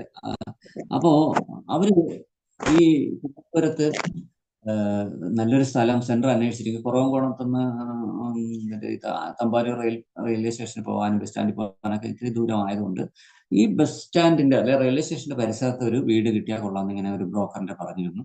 അപ്പോ അവിടെ ഈ പറയുന്ന ബിൽഡിങ് ശരിക്കും ഒരു വലിയൊരു ബ്രാഹ്മണ കുടുംബത്തിൻ്റെതായിരുന്നു. ഒരു വലിയ ഈ കൺസ്ട്രക്ഷൻ കമ്പനിയാണ് ഒക്കെ അവർക്കുണ്ട്. ആ കമ്പനിയൊക്കെ ഇട്ടിരുന്ന ഒരു വലിയ പണക്കാരായ ഫാമിലിയുടെ ഹോട്ടൽ വുഡ്ലാൻഡ്സ് നിങ്ങളെല്ലാം കേട്ടിട്ടുണ്ടാവും. അവർക്ക് പല സംസ്ഥാനങ്ങളിലും അവർക്ക് ഹോട്ടലുകൾ, ബാറൊക്കെ ഉണ്ട്. പക്ഷെ ബ്രാഹ്മണ കുടുംബമാണ്. അപ്പൊ അവരുടെ ഒരു കുടുംബത്തിലാണ്, ഈ കുടുംബക്കാരുടെ വീടാണ്. അപ്പൊ അവിടെ അതിലൊരു പെൺകുട്ടി ഉണ്ടായിരുന്നു. ആ കുട്ടി നല്ല സ്മാർട്ടാണ്, നല്ല ബ്യൂട്ടി ഉള്ള, നല്ല സൗന്ദര്യവതിയാണ്. നല്ല ഈ പറയുന്ന ആധ്യാത്മിക ശാസ്ത്രവും അഥർവവേദമടക്കമുള്ള ശാസ്ത്രങ്ങളും പഠിച്ചിട്ടുണ്ട്. ഭൗതികമായിട്ടുള്ള ഡിഗ്രി കഴിഞ്ഞു. യാദൃശ്യവശാല് അവരൊരു പയ്യനുമായിട്ട് പ്രേമമായി. മറ്റു താഴ്ന്ന ജാതിയിൽപ്പെട്ട ഒരു പയ്യനായിട്ട് ഉള്ള ഒരു പ്രേമമായതുകൊണ്ട് തന്നെ വീട്ടുകാർ അന്നത്തെ കാലത്ത് അറിയാമല്ലോ, വളരെ ജാതി ചിന്തയൊക്കെ ഉണ്ടായിരുന്ന കാലഘട്ടത്ത് ആണ് ഈ സംഭവം നടക്കുന്നത്. അങ്ങനെ അവര് വഴക്കായി, മോളും സഹോദരന്മാരും എല്ലാവരും കൂടെ ചേർന്ന് വഴക്കായി. അതിൽ ഒരു സഹോദരൻ ഈ സ്ത്രീയെ അടിക്കുന്നു. വാക്കല്ലാതെയുള്ള അടി കാരണം ഈ കുട്ടി മരിച്ചെന്നും പറയുന്നു. അതല്ല, ഇവര് സ്വയം ആത്മഹത്യ, തൂങ്ങിച്ചെത്തുന്നുണ്ട്. എന്തായാലും തൂങ്ങിയാണ് നിൽക്കുന്നതായിട്ടാണ് പിന്നെ കാണുന്നത്. അങ്ങനെ അവരുടെ ശരീരം എല്ലാം പോലീസൊക്കെ വന്ന് അഴിച്ചിറക്കി. പക്ഷെ ആ വീട്ടിൽ പിന്നെ അവർക്ക് പോലും താമസിക്കാൻ പറ്റാത്ത ഒരവസ്ഥ വന്നു. സ്വന്തം മകളായിട്ട് കൂടി അവർക്ക് പേടിയാവുന്ന ഒരവസ്ഥകൾ, പല അനുഭവങ്ങളൊക്കെ ഉണ്ടാകാൻ തുടങ്ങി. അങ്ങനെ അവരിവിടം വിട്ടു പോയിട്ട് ഇത് പലർക്കും ഇങ്ങനെ വാടകയ്ക്ക് കൊടുക്കാൻ തുടങ്ങി. ഈ റോഡ് സൈഡ് ആയതുകൊണ്ടും ബസ് സ്റ്റാൻഡിന്റെയും റെയിൽവേ സ്റ്റേഷനിലേക്ക് അടുത്തായതുകൊണ്ടും പെട്ടെന്ന് ആൾക്കാരെ കിട്ടും. പക്ഷെ അവർ വന്ന് ഒരാഴ്ച കഴിയുന്നതിന് മുമ്പ് തന്നെ അവര് ഇവിടെ വീട് മാറിപ്പോകും. കാരണം ഈ സ്ത്രീയുടെ പേടിപ്പെടുത്തുന്ന രൂപങ്ങളും ഒക്കെ രാത്രി കാണാൻ തുടങ്ങി. അങ്ങനെ ഇരിക്കുന്ന സമയത്താണ് ഈ ബ്രോക്കർ നമ്മൾ സമീപിക്കുന്നത് വീടിന് വേണ്ടി. നമ്മൾ ഇസ്കോൺ, അന്ന് ഈ പറയുന്ന മധുപണ്ഡിറ്റ് പ്രഭു, സർവേശ്വരദാസ് അവരൊക്കെ ഉള്ള കാലം, മഹാസുന്ദർ പ്രഭു, സത്യം, പിന്നെ ഭക്തദാസ് പ്രഭു, ഇന്ന് കോയമ്പത്തൂർ പൂജാരി ഭക്തദാസ് പ്രഭു, അവരൊക്കെ അന്ന് ഇവിടെ തിരുവനന്തപുരത്തുണ്ട്. പിന്നെ മറ്റേ സമാധി അടഞ്ഞ നിതായ് പ്രഭു എന്ന് പറഞ്ഞ ഒരു പ്രഭു, അവരൊക്കെ അന്ന് ഈ തിരുവനന്തപുരത്തുണ്ട്. അപ്പോ ഇവരെ പറ്റിച്ചു. ഇങ്ങനെ ഇതൊന്നും പറയാതെ തന്നെ ഒരു വീടുണ്ട്, വാടക കുറവാണ്, അഡ്വാൻസ് കുറവാണ്, നല്ല സെന്ററാണ്, റോഡ് സൈഡാണെന്നൊക്കെ പറഞ്ഞ് കൊണ്ടുവന്നു. എല്ലാം കാടും തടപ്പൊക്കെ എല്ലാം വെട്ടി തളിച്ചു. ജസ്റ്റ് ചെറിയ രീതിയിൽ ഒരു പെയിന്റിംഗ് ഒക്കെ നടത്തി അകത്ത് ഭഗവാനെ കൊണ്ടുവന്നു. അപ്പൊ അകത്തെ മുറിയിൽ വെച്ച് തന്നെ ഭഗവാന്റെ കൊച്ചു വിഗ്രഹം കൊണ്ടുവന്ന് ആരതി എല്ലാം കഴിച്ചു. രാവിലെ മംഗളാരതി, അത് കഴിഞ്ഞിട്ട് ഭാഗവതം ക്ലാസ്, പിന്നെ ദർശനാരതി, പ്രസാദം, അത് ഇത് എല്ലാ കാര്യങ്ങളും മംഗളായിട്ട് നടക്കാൻ തുടങ്ങി. ശനിയാഴ്ച തോറുമാണ് അന്ന് സൺഡേ പ്രോഗ്രാം അല്ല, അന്ന് സാറ്റർഡേ പ്രോഗ്രാം. അതെല്ലാം അങ്ങനെ മംഗളായിട്ട് നടന്നുകൊണ്ടിരുന്നു. ഒരു ദിവസം നമ്മുടെ ഭക്തരന്ന് കൂടുതലും ബംഗാളീസും മറ്റു ഉത്തരേന്ത്യ സംസ്ഥാനത്തൊക്കെ ഉള്ളവരായിരുന്നു. ഒരാളിങ്ങനെ ജപിക്കാൻ മേളിൽ കയറിയപ്പോൾ അമ്പലത്തിന്റെ ടെറസിന്റെ മേളിൽ ഒരു മൂലയ്ക്കായിട്ട് ഇരുട്ടത്ത് ഒരു സ്ത്രീ നിൽക്കുന്നതായിട്ട് കണ്ടു. പേടിച്ചദ്ദേഹം കോൻ എന്ന് പറഞ്ഞുകൊണ്ട് അങ്ങോട്ട് ചെന്നു. എന്നിട്ട് അവിടെ ആരും കണ്ടില്ല. ഞാൻ പേടിച്ച് നേരെ റൂമിൽ വന്ന് വിവരം പറഞ്ഞു. അത് കഴിഞ്ഞ് ചിലർക്കെല്ലാം ഇതുപോലെ ഈ രൂപം കാണാൻ തുടങ്ങി. അങ്ങനെ എല്ലാം പേടിയായി. അങ്ങനെ അവരെന്ത് ചെയ്തു, ഇതിനെക്കുറിച്ച് അന്വേഷിച്ചു. അന്നത്തെ ആദ്യകാല ഭക്തന്മാരായ നമ്മുടെ പത്മനാഭൻ പ്രഭു എന്നൊക്കെ പറഞ്ഞ, നിങ്ങളുടെ ഈ ഗ്രൂപ്പിൽ ചിലർക്കെങ്കിലും അറിയാനിരിക്കും. പത്മനാഭൻ പ്രഭു, പിന്നെ കവിരാജ് പ്രഭു, ഇങ്ങനെയൊക്കെ ഉള്ളവരെ ഇതിനെക്കുറിച്ച് ചർച്ച ചെയ്തു. അപ്പൊ അവരെന്ത് ചെയ്തു, എന്തായാലും ഇതിന് ഇസ്കോണിൽ തന്നെ പല വഴികളുണ്ട്, പക്ഷെ ഇസ്കോണിന്റെ സാത്വികമായ രീതിയിൽ ഇതിന് എന്തെങ്കിലും ചെയ്യണമെന്ന് അങ്ങനെ ആത്മതത്വ പ്രഭു എന്ന് പറഞ്ഞ പ്രഭുവായിട്ട് ബന്ധപ്പെട്ടു. ഇദ്ദേഹം നമ്മുടെ ഗുജറാത്തിൽ നിന്നും ഇസ്കോണിന്റെ ഈ രീതിയിലുള്ള കാര്യങ്ങൾ മെയിൻറ്റെയിൻ ചെയ്യുന്ന ഒരു ടീമിനെ ഇവിടത്തേക്ക് കൊണ്ടുവന്നു. അപ്പോൾ കൊണ്ടുവന്നിട്ട് ഒരു ലിസ്റ്റ് കൊടുത്തു. ആ സാധനം എല്ലാം വാങ്ങിച്ചുകൊണ്ട് വരാൻ പറഞ്ഞു. അങ്ങനെ പത്മനാഭൻ പ്രഭു തന്നെ പോയി ശാലയിൽ ചെന്ന് എല്ലാ സാധനങ്ങളും വാങ്ങിച്ചുകൊണ്ട് വന്നു. പക്ഷെ തീപ്പെട്ടി അതിൽ എഴുതിയിരുന്നില്ല. ഇവരെല്ലാം അകത്ത് കയറി ഹോമകുണ്ടമൊക്കെ ഒരുക്കി ഒരു മുറിക്ക് അകത്തേക്ക് കയറാൻ പറഞ്ഞു. എല്ലാവരും കയറി ഹോമകണ്ഠം കത്തിക്കാറായ സമയത്താണ് തീപ്പെട്ടിയുടെ കാര്യം ആലോചിക്കുന്നത്. തീപ്പെട്ടി വാങ്ങിച്ചുമില്ല. പക്ഷെ ഈ റൂം തുറന്ന് പുറത്ത് പോകാനും പാടില്ല ഇനി. അപ്പോൾ വല്ലാത്ത ഒരവസ്ഥയായി. അപ്പൊ പെട്ടെന്ന് അവർ പറഞ്ഞു, പേടിക്കണ്ട, ഇനി കുഴപ്പമില്ല, തീപ്പെട്ടി വാങ്ങിച്ചതിനെ കുഴപ്പമില്ല. എന്നിട്ട് അവര് കണ്ണടച്ച് നിങ്ങളെല്ലാം ഇങ്ങനെ ശ്രദ്ധയോട് മിണ്ടാതിരിക്കാൻ പറഞ്ഞിട്ട് അവര് അഗ്നി മന്ത്രം ഓതി മൂന്നാമത്തെ പ്രാവശ്യം ആ പൂ അർച്ചിച്ചതും ആ ഹോമകുണ്ഡം ആളി കത്താൻ തുടങ്ങി. എല്ലാം അതിശയിച്ചു പോയി, അന്തം വിട്ടുപോയി. ഇങ്ങനെ ഒരു സംഭവം ആദ്യമായിട്ടാണ് കാണുന്നത്. തീപ്പെട്ടിയോ അരകോലോ ഒന്നുമില്ലാതെ ഈ മന്ത്രത്തിന്റെ പവർ കൊണ്ട് തന്നെ അഗ്നിയെ ഉണ്ടാക്കുന്ന ആ അത്ഭുത വിദ്യ ഇങ്ങനെ പുരാണങ്ങളിലൊക്കെ ഉണ്ടെന്നല്ലാതെ ആദ്യമായിട്ടാണ് കാണുന്നത് അവര്. അങ്ങനെ അതിശയിപ്പിച്ചു പോയി. അപ്പൊ അവര് പറഞ്ഞു, ഇത് നിസ്സാരമാണ്, ഹരേ കൃഷ്ണ മഹാമന്ത്രത്തിന്റെ ആ ശക്തിയുടെ മുമ്പിൽ ഈ മന്ത്രമൊക്കെ നിസ്സാരമാണ്, ഇത് ഭൗതികമാണ് ഈ കണ്ടതെന്ന്. പക്ഷെ തികച്ചും ആധ്യാത്മികമാണ് ഹരേ കൃഷ്ണ മഹാമന്ത്രം. അതുകൊണ്ട് നിങ്ങൾ എന്ന് പറഞ്ഞാൽ ഒരാളിന്റെ കർമ്മങ്ങളെ മാറ്റിമറിക്കാൻ, ഒരാളുടെ ജന്മങ്ങളെ ഇല്ലാണ്ടാക്കാൻ അത്രത്തോളം പവർഫുൾ ആണ് ഹരേ കൃഷ്ണ മഹാമന്ത്രം.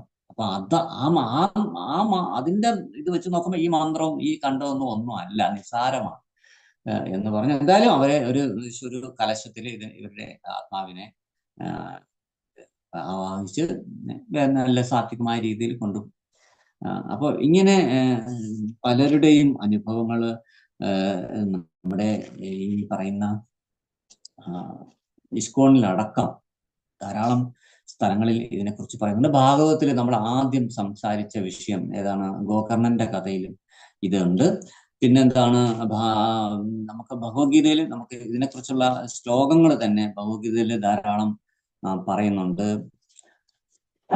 യാന്തി ദേവൻ യാന്തി എന്ന് തുടങ്ങുന്ന ഒരു ശ്ലോകത്തില് ഇതിനെ ഭഗവത്ഗീതയിൽ ഇത് പറയുന്നുണ്ട്. എന്ന് വെച്ചാൽ യാന്തി ദേവാൻ സുദൃൻ യാന്തി സുദൃവൃത ഭൂതാനി യാന്തി ഭൂതേച്ഛ യാന്തി മധ്യാജിനോപിമാം എന്ന് പറഞ്ഞാല് ദേവന്മാരെ ആരാധിക്കുന്നവർ ദേവന്മാരുടെ ഇടയിലും പിതൃക്കളുടെ ഇടയിലും ജനിക്കും. ഭൂതപ്രേതാദികളെ ആരാധിക്കുന്നവർ ഉപാസിക്കുന്നവർ അവരുടെ ഇടയിൽ ജനിക്കുമെന്ന് പറയുന്നു.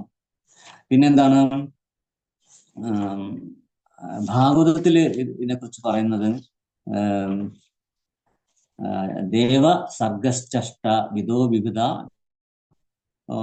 സുര ഗന്ധർവ അപ്സര സിദ്ധ യക്ഷരാക്ഷസാംസി ചാരണ ഭൂതപ്രേത പിശാചാച്ഛ വിദ്യാധര കിന്നരാദയ ദശൈത വിദുരോഖ്യാത സർഗസ്തേ വിശ്വസൃക്കത.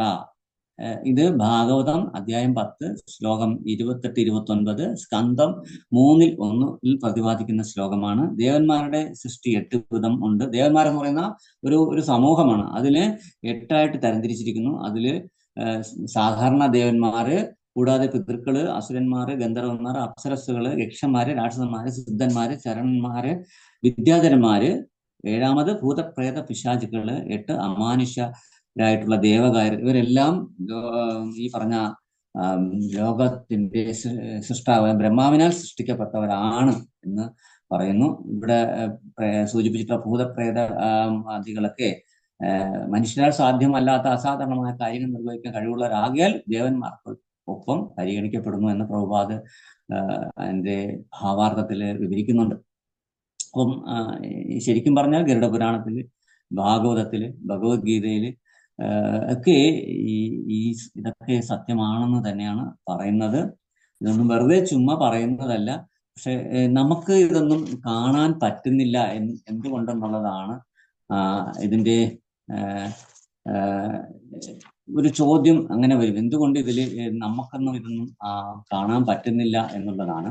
അപ്പൊ അതിന്റെ കാരണം എന്ന് പറഞ്ഞാല്, ഒന്ന്, നമ്മുടെ ഇന്ദ്രിയങ്ങൾക്ക് ലിമിറ്റേഷൻ ഉണ്ട്. നമ്മുടെ കാഴ്ച, ഉദാഹരണം കാഴ്ച തന്നെ എന്താണ്, ഒരു പരിധി കൂടുതൽ അകലെയുള്ള ഒരു കാര്യം നമുക്ക് കാണാൻ പറ്റില്ല. അതുപോലെ നമ്മുടെ ചെവിയിലെ കേൾവി ശക്തി, നമുക്ക് ഏറ്റവും വലിയ ശബ്ദവും കേൾക്കാൻ പറ്റില്ല, ഏറ്റവും കുറഞ്ഞ ശബ്ദവും കേൾക്കാൻ പറ്റില്ല. പിന്നെ എന്തിനാ, നമ്മുടെ ഉള്ളിൽ തന്നെ കഴിയുന്ന നമ്മുടെ പുരികത്തിന്റെ ഒരു മുടിയിൽ തന്നെ, ആ മുടി രോമകൂപത്തിനകത്ത് തന്നെ സൂക്ഷ്മദർശിനികളോടൊക്കെ നോക്കിയാൽ ഭീകരമായിട്ട് പേടി തോന്നുന്ന ജീവികളൊക്കെ ഉണ്ട്.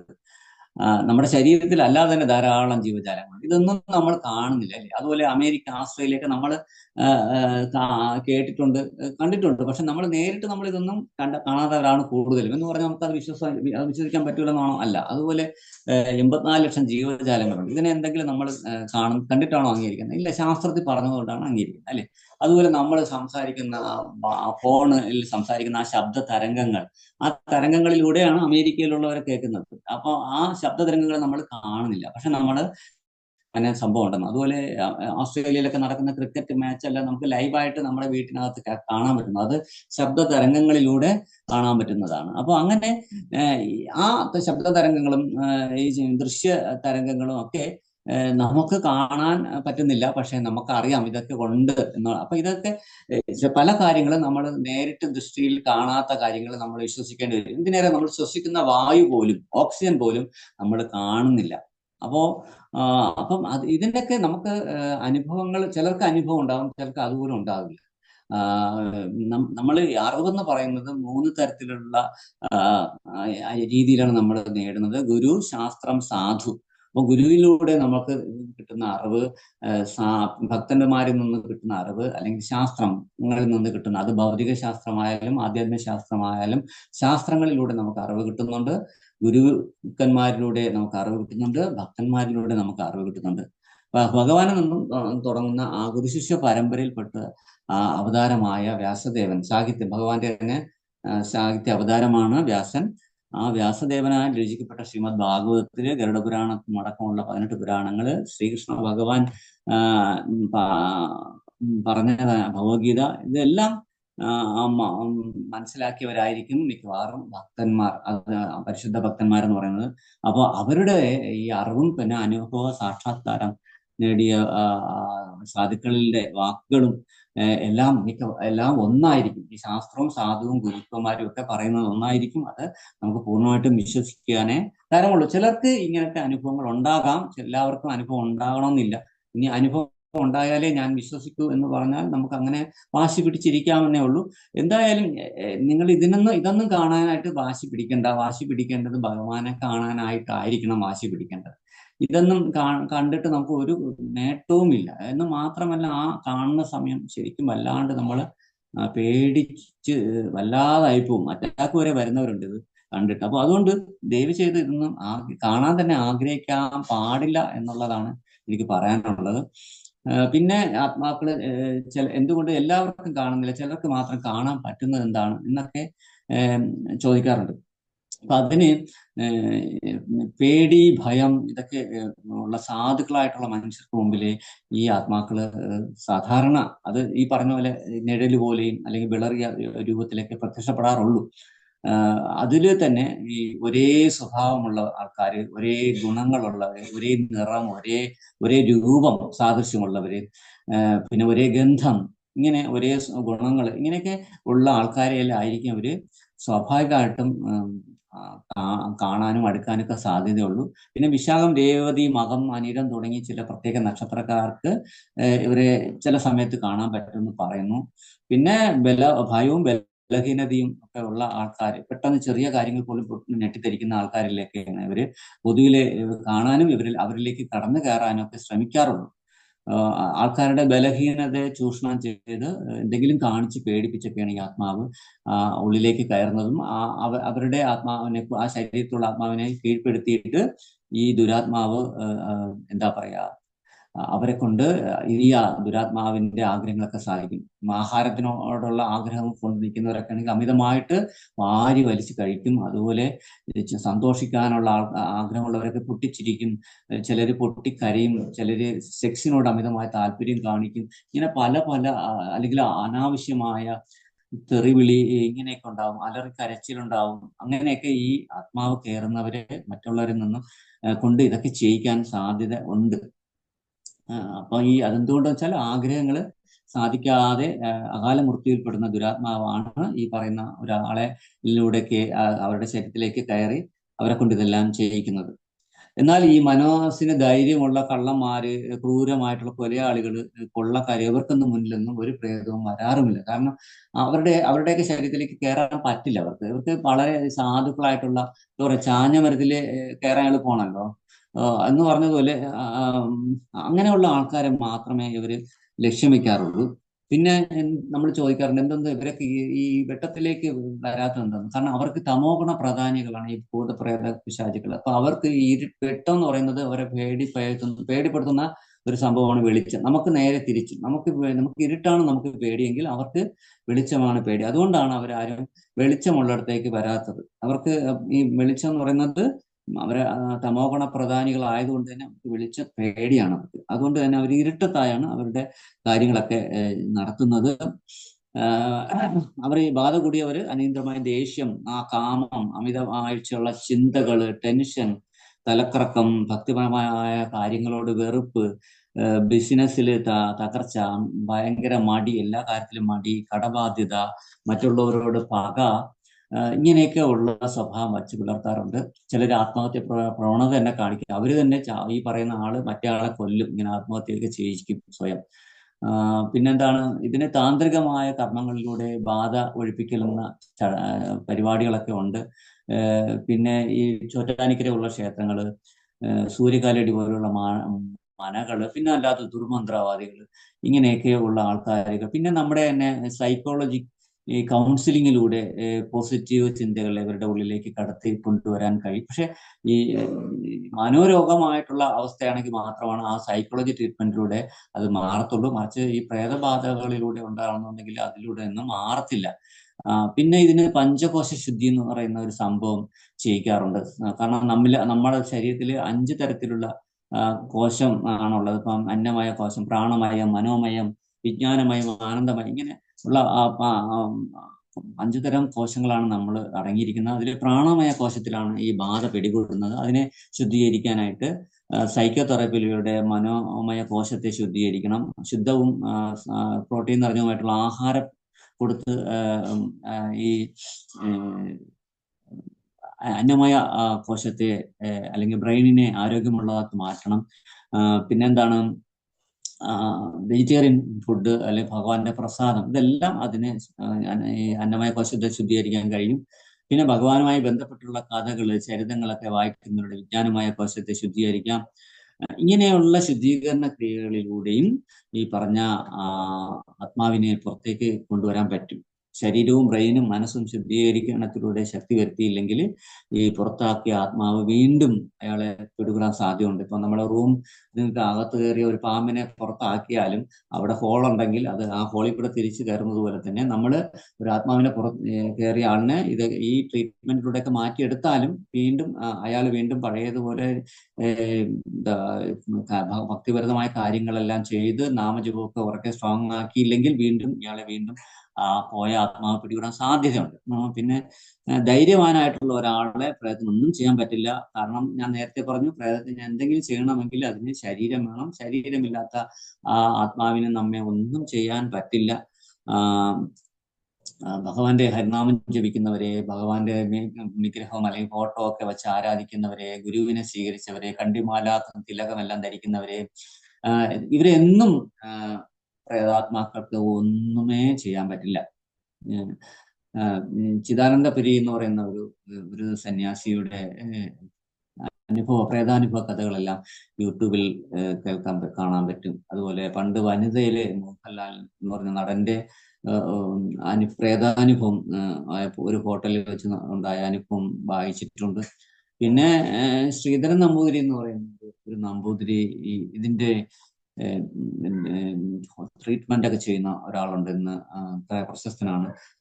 അദ്ദേഹം തിരുവല്ലയിൽ ആ ഭാഗത്താണ്, തിരുവല്ല കോട്ടയം ആ ഭാഗത്ത് എന്താണ്. പുള്ളിയുടെ ഇതും യൂട്യൂബുകളിൽ പുള്ളിയുടേതായി ശ്രീധരൻ നമ്പൂതിരി നടിച്ചു കഴിഞ്ഞാൽ അതിൽ ഈ പുള്ളിയുടെ ഓരോ ഈ ബാധ കൂടിയവരുടെ അവരുടെ സംസാരം അവരെ കൊണ്ട് ഓരോന്ന് പറയിക്കുന്നത് നമുക്ക് ലൈവായിട്ട് യൂട്യൂബിൽ വീഡിയോസ് കാണാൻ പറ്റും.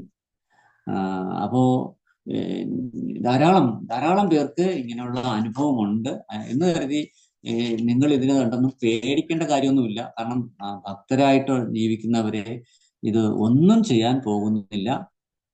മാത്രമല്ല, നമ്മൾ പ്രേതത്തെ കാണാനല്ല ആഗ്രഹിക്കേണ്ടത്, നമ്മൾ ഭഗവാനെ കാണുവാനാണ് ആഗ്രഹിക്കുന്നത്. പിന്നെ പ്രേതം ഉണ്ടെങ്കിൽ എന്റെ മുമ്പിൽ വരട്ടെ എന്നൊക്കെ പറഞ്ഞ് ചിലരൊക്കെ ഇങ്ങനെ വെല്ലുവിളിക്കാറുണ്ട്. അപ്പൊ ഒരു കാര്യം നമ്മൾ മനസ്സിലാക്കുക, ഈ കടവരാന്തയിൽ ഇരുന്ന് രാഷ്ട്രീയം പറഞ്ഞ് ഇരിക്കുന്ന ജോലിയും കൂലിയില്ലാത്ത ആൾക്കാരല്ല പ്രേതങ്ങൾ. അവർക്ക് അവരുടെ ആഗ്രഹങ്ങൾ സാധിക്കാതെ ഇങ്ങനെ നെട്ടോട്ടം ഓടുന്ന ആൾക്കാരാണ്. അവർക്ക് നിങ്ങളുടെ മുമ്പിൽ വന്ന് അവർ പ്രേതം ഉണ്ടെന്ന് തെളിയിക്കേണ്ട ബാധ്യതയൊന്നും അവർക്കില്ല.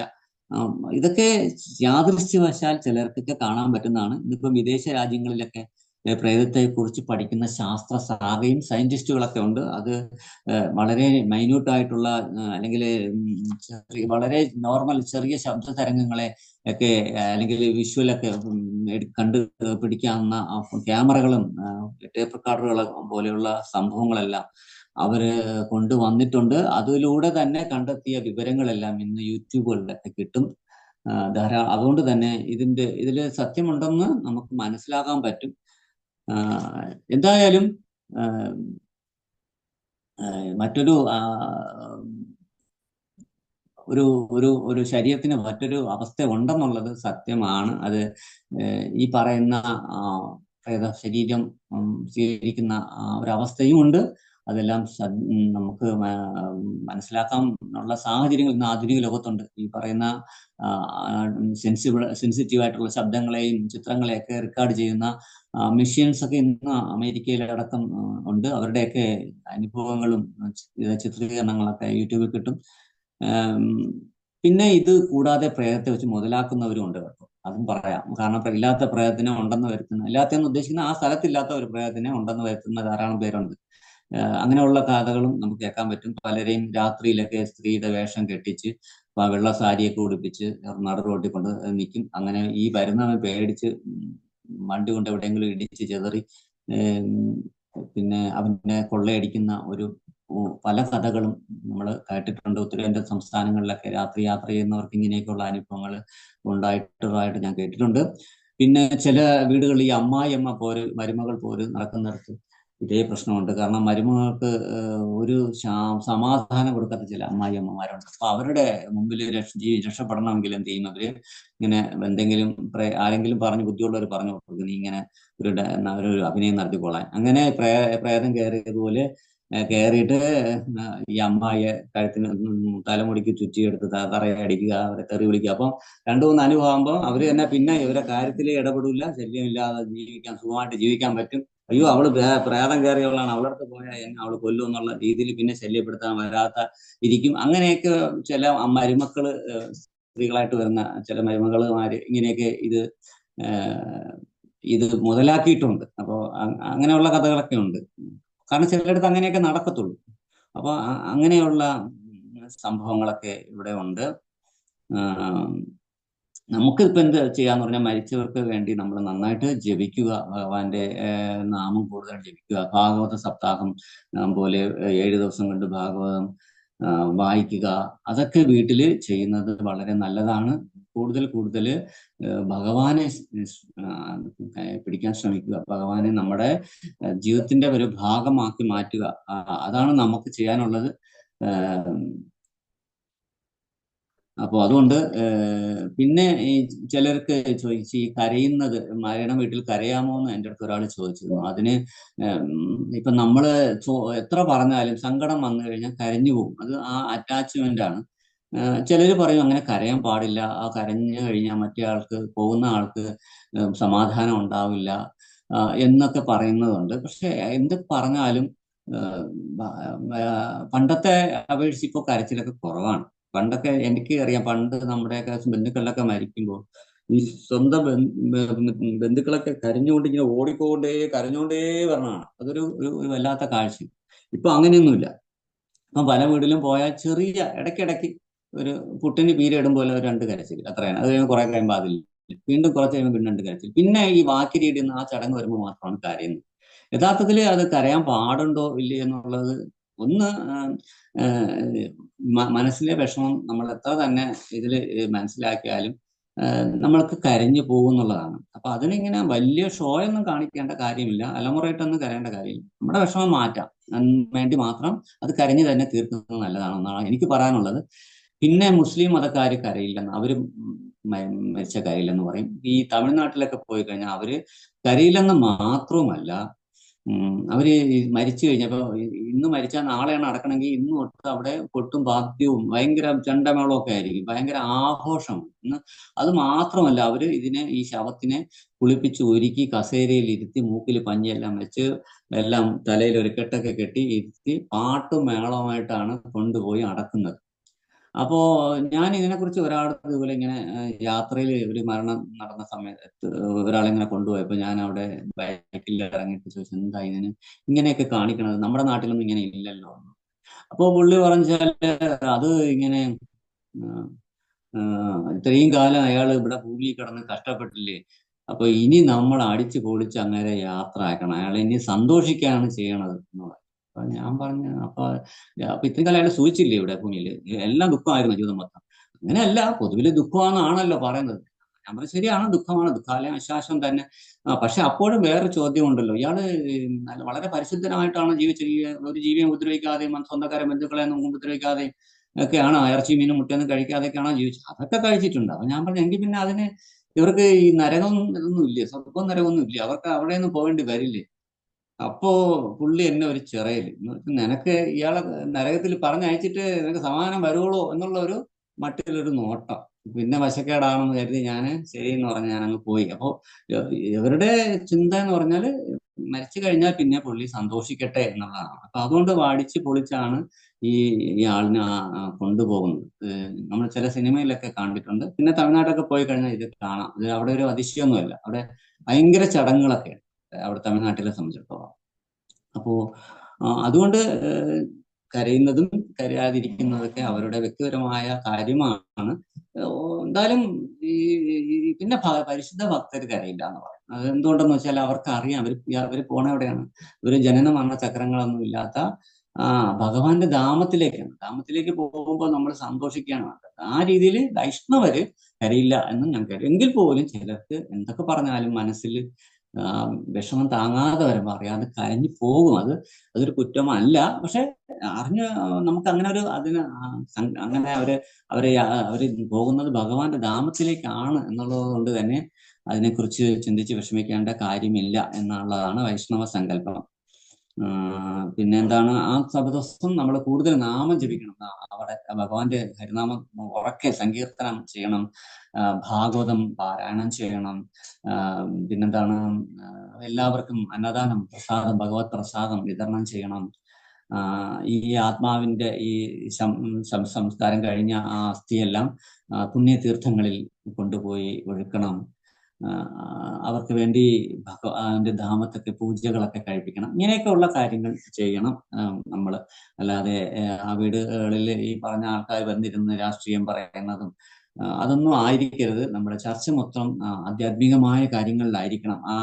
ആ മരണാനന്തരമുള്ള ആ വീടുകളിൽ കൂടുതലും നാമജപത്തിനുമാണ് പ്രാധാന്യം കൊടുക്കാൻ. പിന്നെന്താണ്,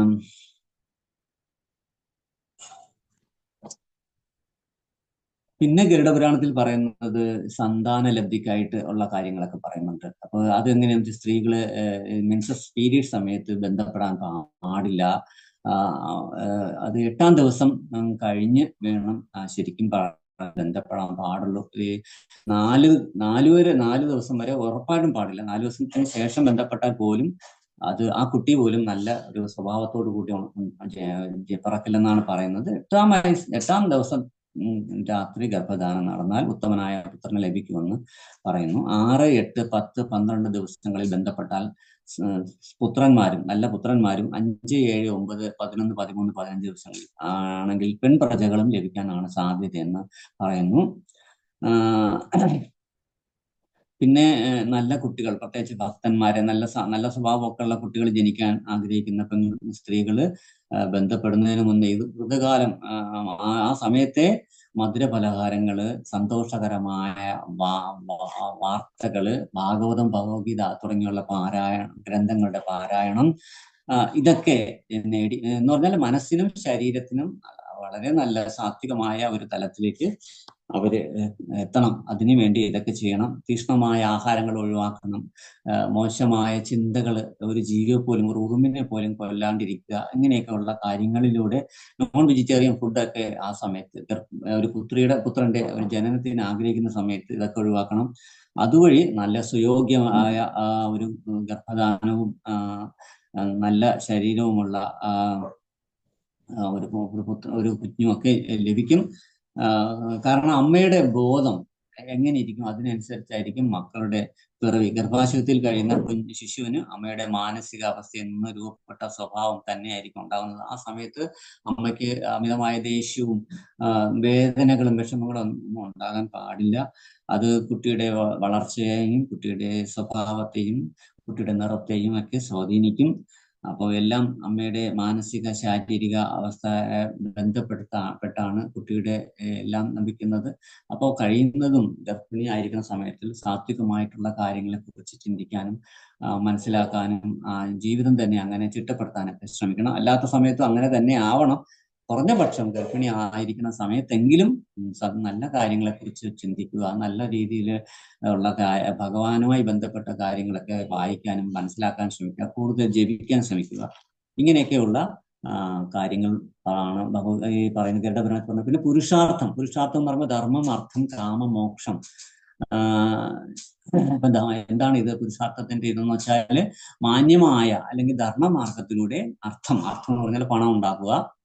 ആ കാശ് കൊണ്ട് ന്യായമായ അല്ലെങ്കിൽ വിഹിതമായ കാമം ആസ്വദിച്ച് അങ്ങനെ ആഗ്രഹങ്ങൾ നിവർത്തിച്ച് യുഗധർമ്മം അനുസരിച്ച് ജീവിതം മുന്നോട്ട് നയിച്ചാൽ ഉറപ്പായും മോക്ഷം ലഭിക്കും എന്നാണ് പുരുഷാർത്ഥത്തിലൂടെ നമുക്ക് പറഞ്ഞു തരുന്നത്. ചിലർക്ക് ഈ മോക്ഷം അല്ലെങ്കിൽ ഈ ജനന മരണ ചക്രത്തിൽ നിന്ന് മോചനം നേടാൻ ചിലപ്പോൾ ജന്മങ്ങൾ എടുക്കും, ചിലർക്ക് ഒരു നിമിഷം തന്നെ മതിയാവും. ഭാഗവതത്തിൽ ഖട്വാങ്കൻ എന്ന് പറയുന്ന രാജാവിന്റെ കഥ ഒരു നിമിഷം കൊണ്ട് തിരിച്ച് ഭഗവാന്റെ അടുത്ത് പോയ കഥയാണ്. അത് ചുരുക്കി പറയാം, ഖട്വാങ്കൻ ഒരു ഭൂമിയിലെ വലിയ ഒരു കരുത്തുറ്റ ഒരു രാജാവായിരുന്നു. ദേവാസുര യുദ്ധം നടക്കുമ്പോൾ സ്വാഭാവികമായിട്ടും ദേവന്മാരെ, ഭൂമിയിലെ രാജാക്കന്മാരെ, മെയിനായിട്ടും ഇങ്ങനെ വളരെ നല്ല കഴിവുള്ള രാജാക്കന്മാരെ വന്ന് കൊണ്ടുപോകുന്നത് സ്വാഭാവികമാണ്. പണ്ട് രാമായണത്തിൽ നമുക്കറിയാം, ദശരഥനെ ഇതുപോലെ കൊണ്ടുപോയി 10 ഭാഗത്തേക്ക് ഒരേ സമയത്ത് യുദ്ധം ചെയ്യുന്ന രീതിയിലുള്ള പ്രാവണ്യമുള്ള ആളായിരുന്നു ദശരഥൻ. അപ്പൊ അതുപോലെ ഈ ഖട്വാങ്കൻ പോയിട്ടുണ്ട്.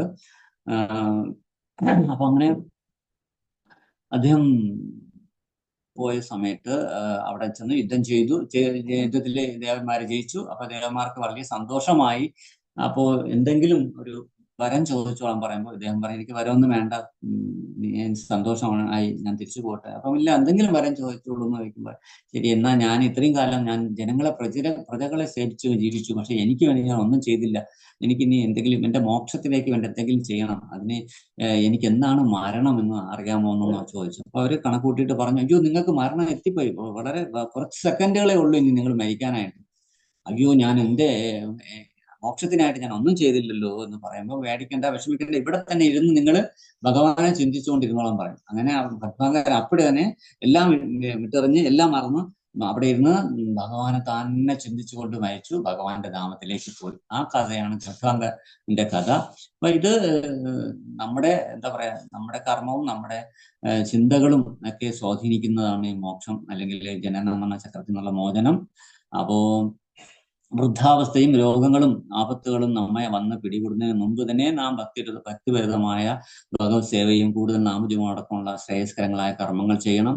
ആരോഗ്യമുള്ളപ്പോഴാണ് ഇതൊക്കെ നമുക്ക് ഈ തത്വജ്ഞാനമൊക്കെ അത് പ്രവൃത്തിയിൽ കൊണ്ടുവരാൻ നമുക്ക് പറ്റത്തുള്ളൂ. അതിനാൽ ഭഗവത് സേവനം വച്ച് താമസിപ്പിക്കരുത്. ഇത് ഉടനെ തന്നെ ചെയ്യേണ്ട കാര്യമാണ്. എത്രയും പെട്ടെന്ന് ചെയ്തു തുടങ്ങേണ്ടതാണ് നാമജപവും ഭഗവാന്റെ സേവനവും ഭഗവാന്റെ ഈ പറയുന്ന ഭാഗവത അടക്കമുള്ള ഗ്രന്ഥപാരായണങ്ങളെല്ലാം. മനുഷ്യന്റെ ആയുസ് എന്ന് പറയുന്നത് വെള്ളത്തിലെ ഒരു കുമിള പോലെയാണ്. ഏത് നിമിഷത്തിലും വെള്ളം അതിങ്ങനെ പൊട്ടാം, അത്ര ക്ഷണികമാണ്. അപ്പോ അതില് ഞാൻ എന്റേത് തുടങ്ങിയുള്ള മായാമോഹിതമായ ചിന്തകളിൽ കഴിഞ്ഞ് യഥാർത്ഥ ജീവിതത്തെ നമ്മൾ മറന്നു പോകരുത്. മനുഷ്യജന്മം എന്ന് പറയുന്നത് ബ്രഹ്മജിജ്ഞാസയ്ക്കുള്ള ജന്മമാണ്. അതിലൂടെ മോക്ഷം നേടാൻ മനുഷ്യജന്മത്തിനെ പറ്റത്തുള്ളൂ. അപ്പൊ അതുകൊണ്ട് നമ്മൾ കലിയുഗത്തിന്റെ ധർമ്മം കരിനാമ സങ്കീർത്തനമാണ്. കാലക്ഷേപം ന കർത്തവ്യം ക്ഷീണമായോ ക്ഷണേ ക്ഷണേ യമസ്യ കരുണാനാസ്തി കർത്തവ്യം ഹരികീർത്തനം എന്ന് ശാസ്ത്രം പറയുന്നു.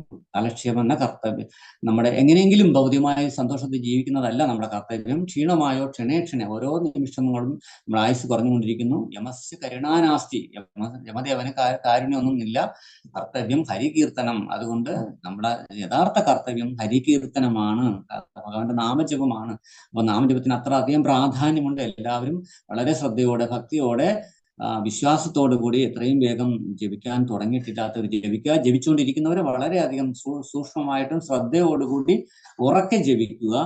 അപ്പോ വിധിക്കപ്പെട്ട സമയത്ത് മരണം വന്ന് നമ്മെ പിടികൂടുന്നുള്ളതിൽ ഒരു സംശയം വേണ്ട.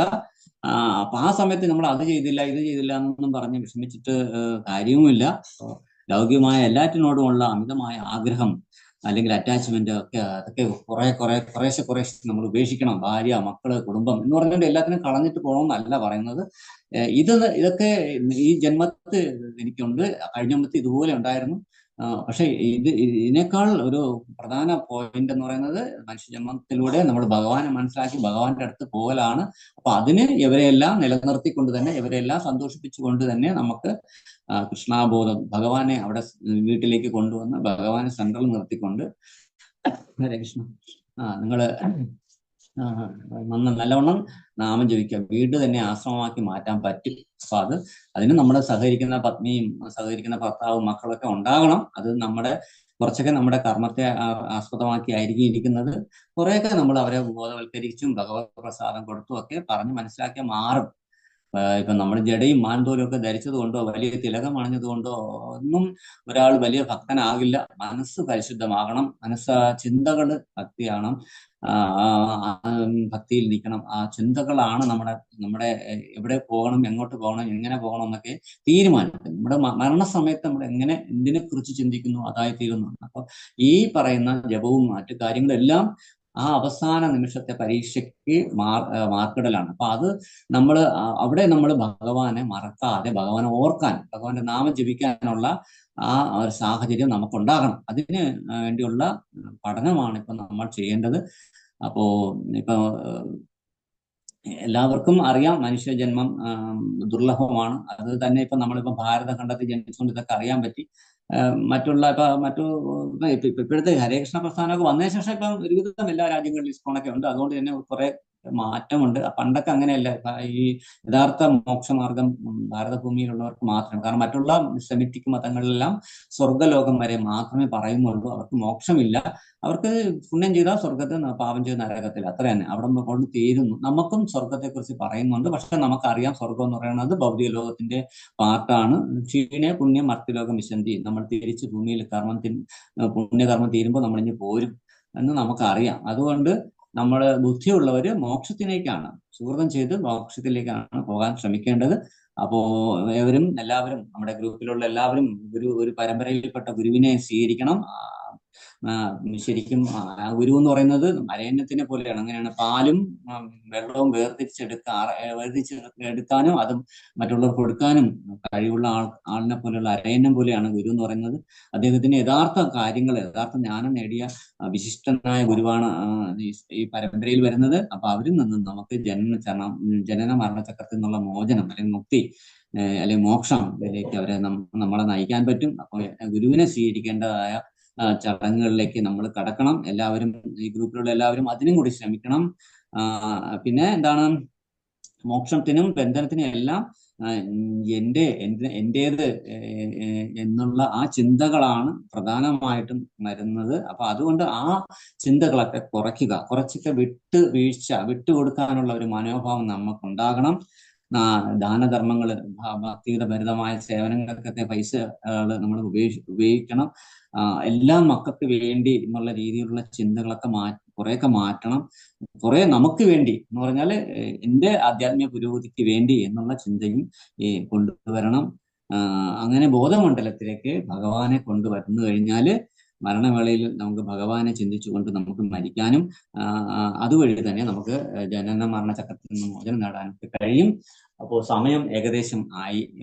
ഇന്ന് നമുക്ക് കുറച്ച് കാര്യങ്ങൾ കൂടെ പറയാനുണ്ട്. എന്തായാലും മെയിനായിട്ടുള്ള കണ്ടന്റ് എല്ലാം ഞാൻ പറഞ്ഞു കഴിഞ്ഞു. എന്തെങ്കിലും സംശയങ്ങൾ പിന്നെ പറയാനുള്ള പ്രതിപാദിക്കുന്ന വിഷയങ്ങളാണ് ഈ ശൗനക സൂത സംവാദം. സൂതം എനിക്ക് ബദരികാശ്രമത്തിൽ വ്യാസ മുനി ഈ ഗരുഡപുരാണം പറഞ്ഞു കൊടുക്കുന്നത് സൂര്യപൂജയും മറ്റു പൂജാവിധികളും, വിഷ്ണു പൂജാവിധി, പിന്നെന്താണ് മൃത്യുഞ്ജാർച്ചന, ശിവാർച്ചന, സന്ധ്യാവിധികള്, ബ്രഹ്മധ്യാനം, വാസ്തു വിഷയം, തീർത്ഥമാഹാത്മ്യം, സൂതകവിധി, സാമുദ്രിക ശാസ്ത്രം, തീർത്ഥാടകരുടെ വിവരണം, മന്വന്തര വർണ്ണനം, വർണ്ണധർമ്മ കഥനം, രാജാവിന്റെയും ഭൃത്യന്മാരുടെയും ലക്ഷണങ്ങൾ, നീതിശാസ്ത്ര കഥനം, രാമായണ കഥ, ധർമ്മസാര കഥനം, വേദാന്ത സംഖ്യാ സിദ്ധാന്ത ബ്രഹ്മജ്ഞാനം, ഗീതാസാരം, രക്തപിത്ത രോഗനിദാനം, സുദർശന ചക്ര പൂജാവിധികൾ, പിന്നെ പ്രേതകൽപ്പം, പിന്നെ എന്താണ് പ്രേതോദ്ദേശത്തോട് കൂടിയ വിവിധ ദാനഫലങ്ങൾ, സവണ്ടീകരണവും ശ്രാദ്ധവും, യമലോക വർണ്ണന,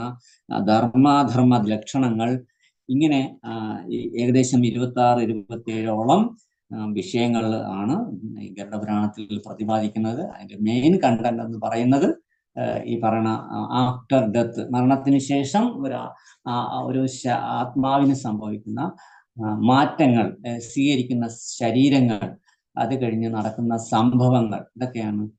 പിന്നെ ഈ പറയുന്ന യമലോക വർണ്ണന, സവണ്ടീകരണം, ശ്രാദ്ധം, ഇങ്ങനെയൊക്കെയുള്ള കാര്യങ്ങൾ ഒക്കെയാണ് പ്രതിപാദിക്കുന്നത്. ഏകദേശം ഞാൻ ഒരു 80-75% ആ വിഷയം, മറ്റുള്ള 27 വിഷയങ്ങൾ ഞാൻ തൊട്ടിട്ടില്ല. ഈ പറഞ്ഞ പ്രധാന കണ്ടന്റായ മരണത്തിന് ശേഷമുള്ള വിഷയങ്ങളുടെ ഒരു 80% ഞാൻ പറഞ്ഞിട്ടുണ്ട്. അപ്പൊ നമുക്ക് ഇന്നിപ്പോ സമയം ഏകദേശം ആയിട്ടുണ്ട്. എന്തെങ്കിലും ചോദ്യങ്ങൾ ഉണ്ടെങ്കിൽ ചോദിച്ചോളൂ. ഹരേ കൃഷ്ണ.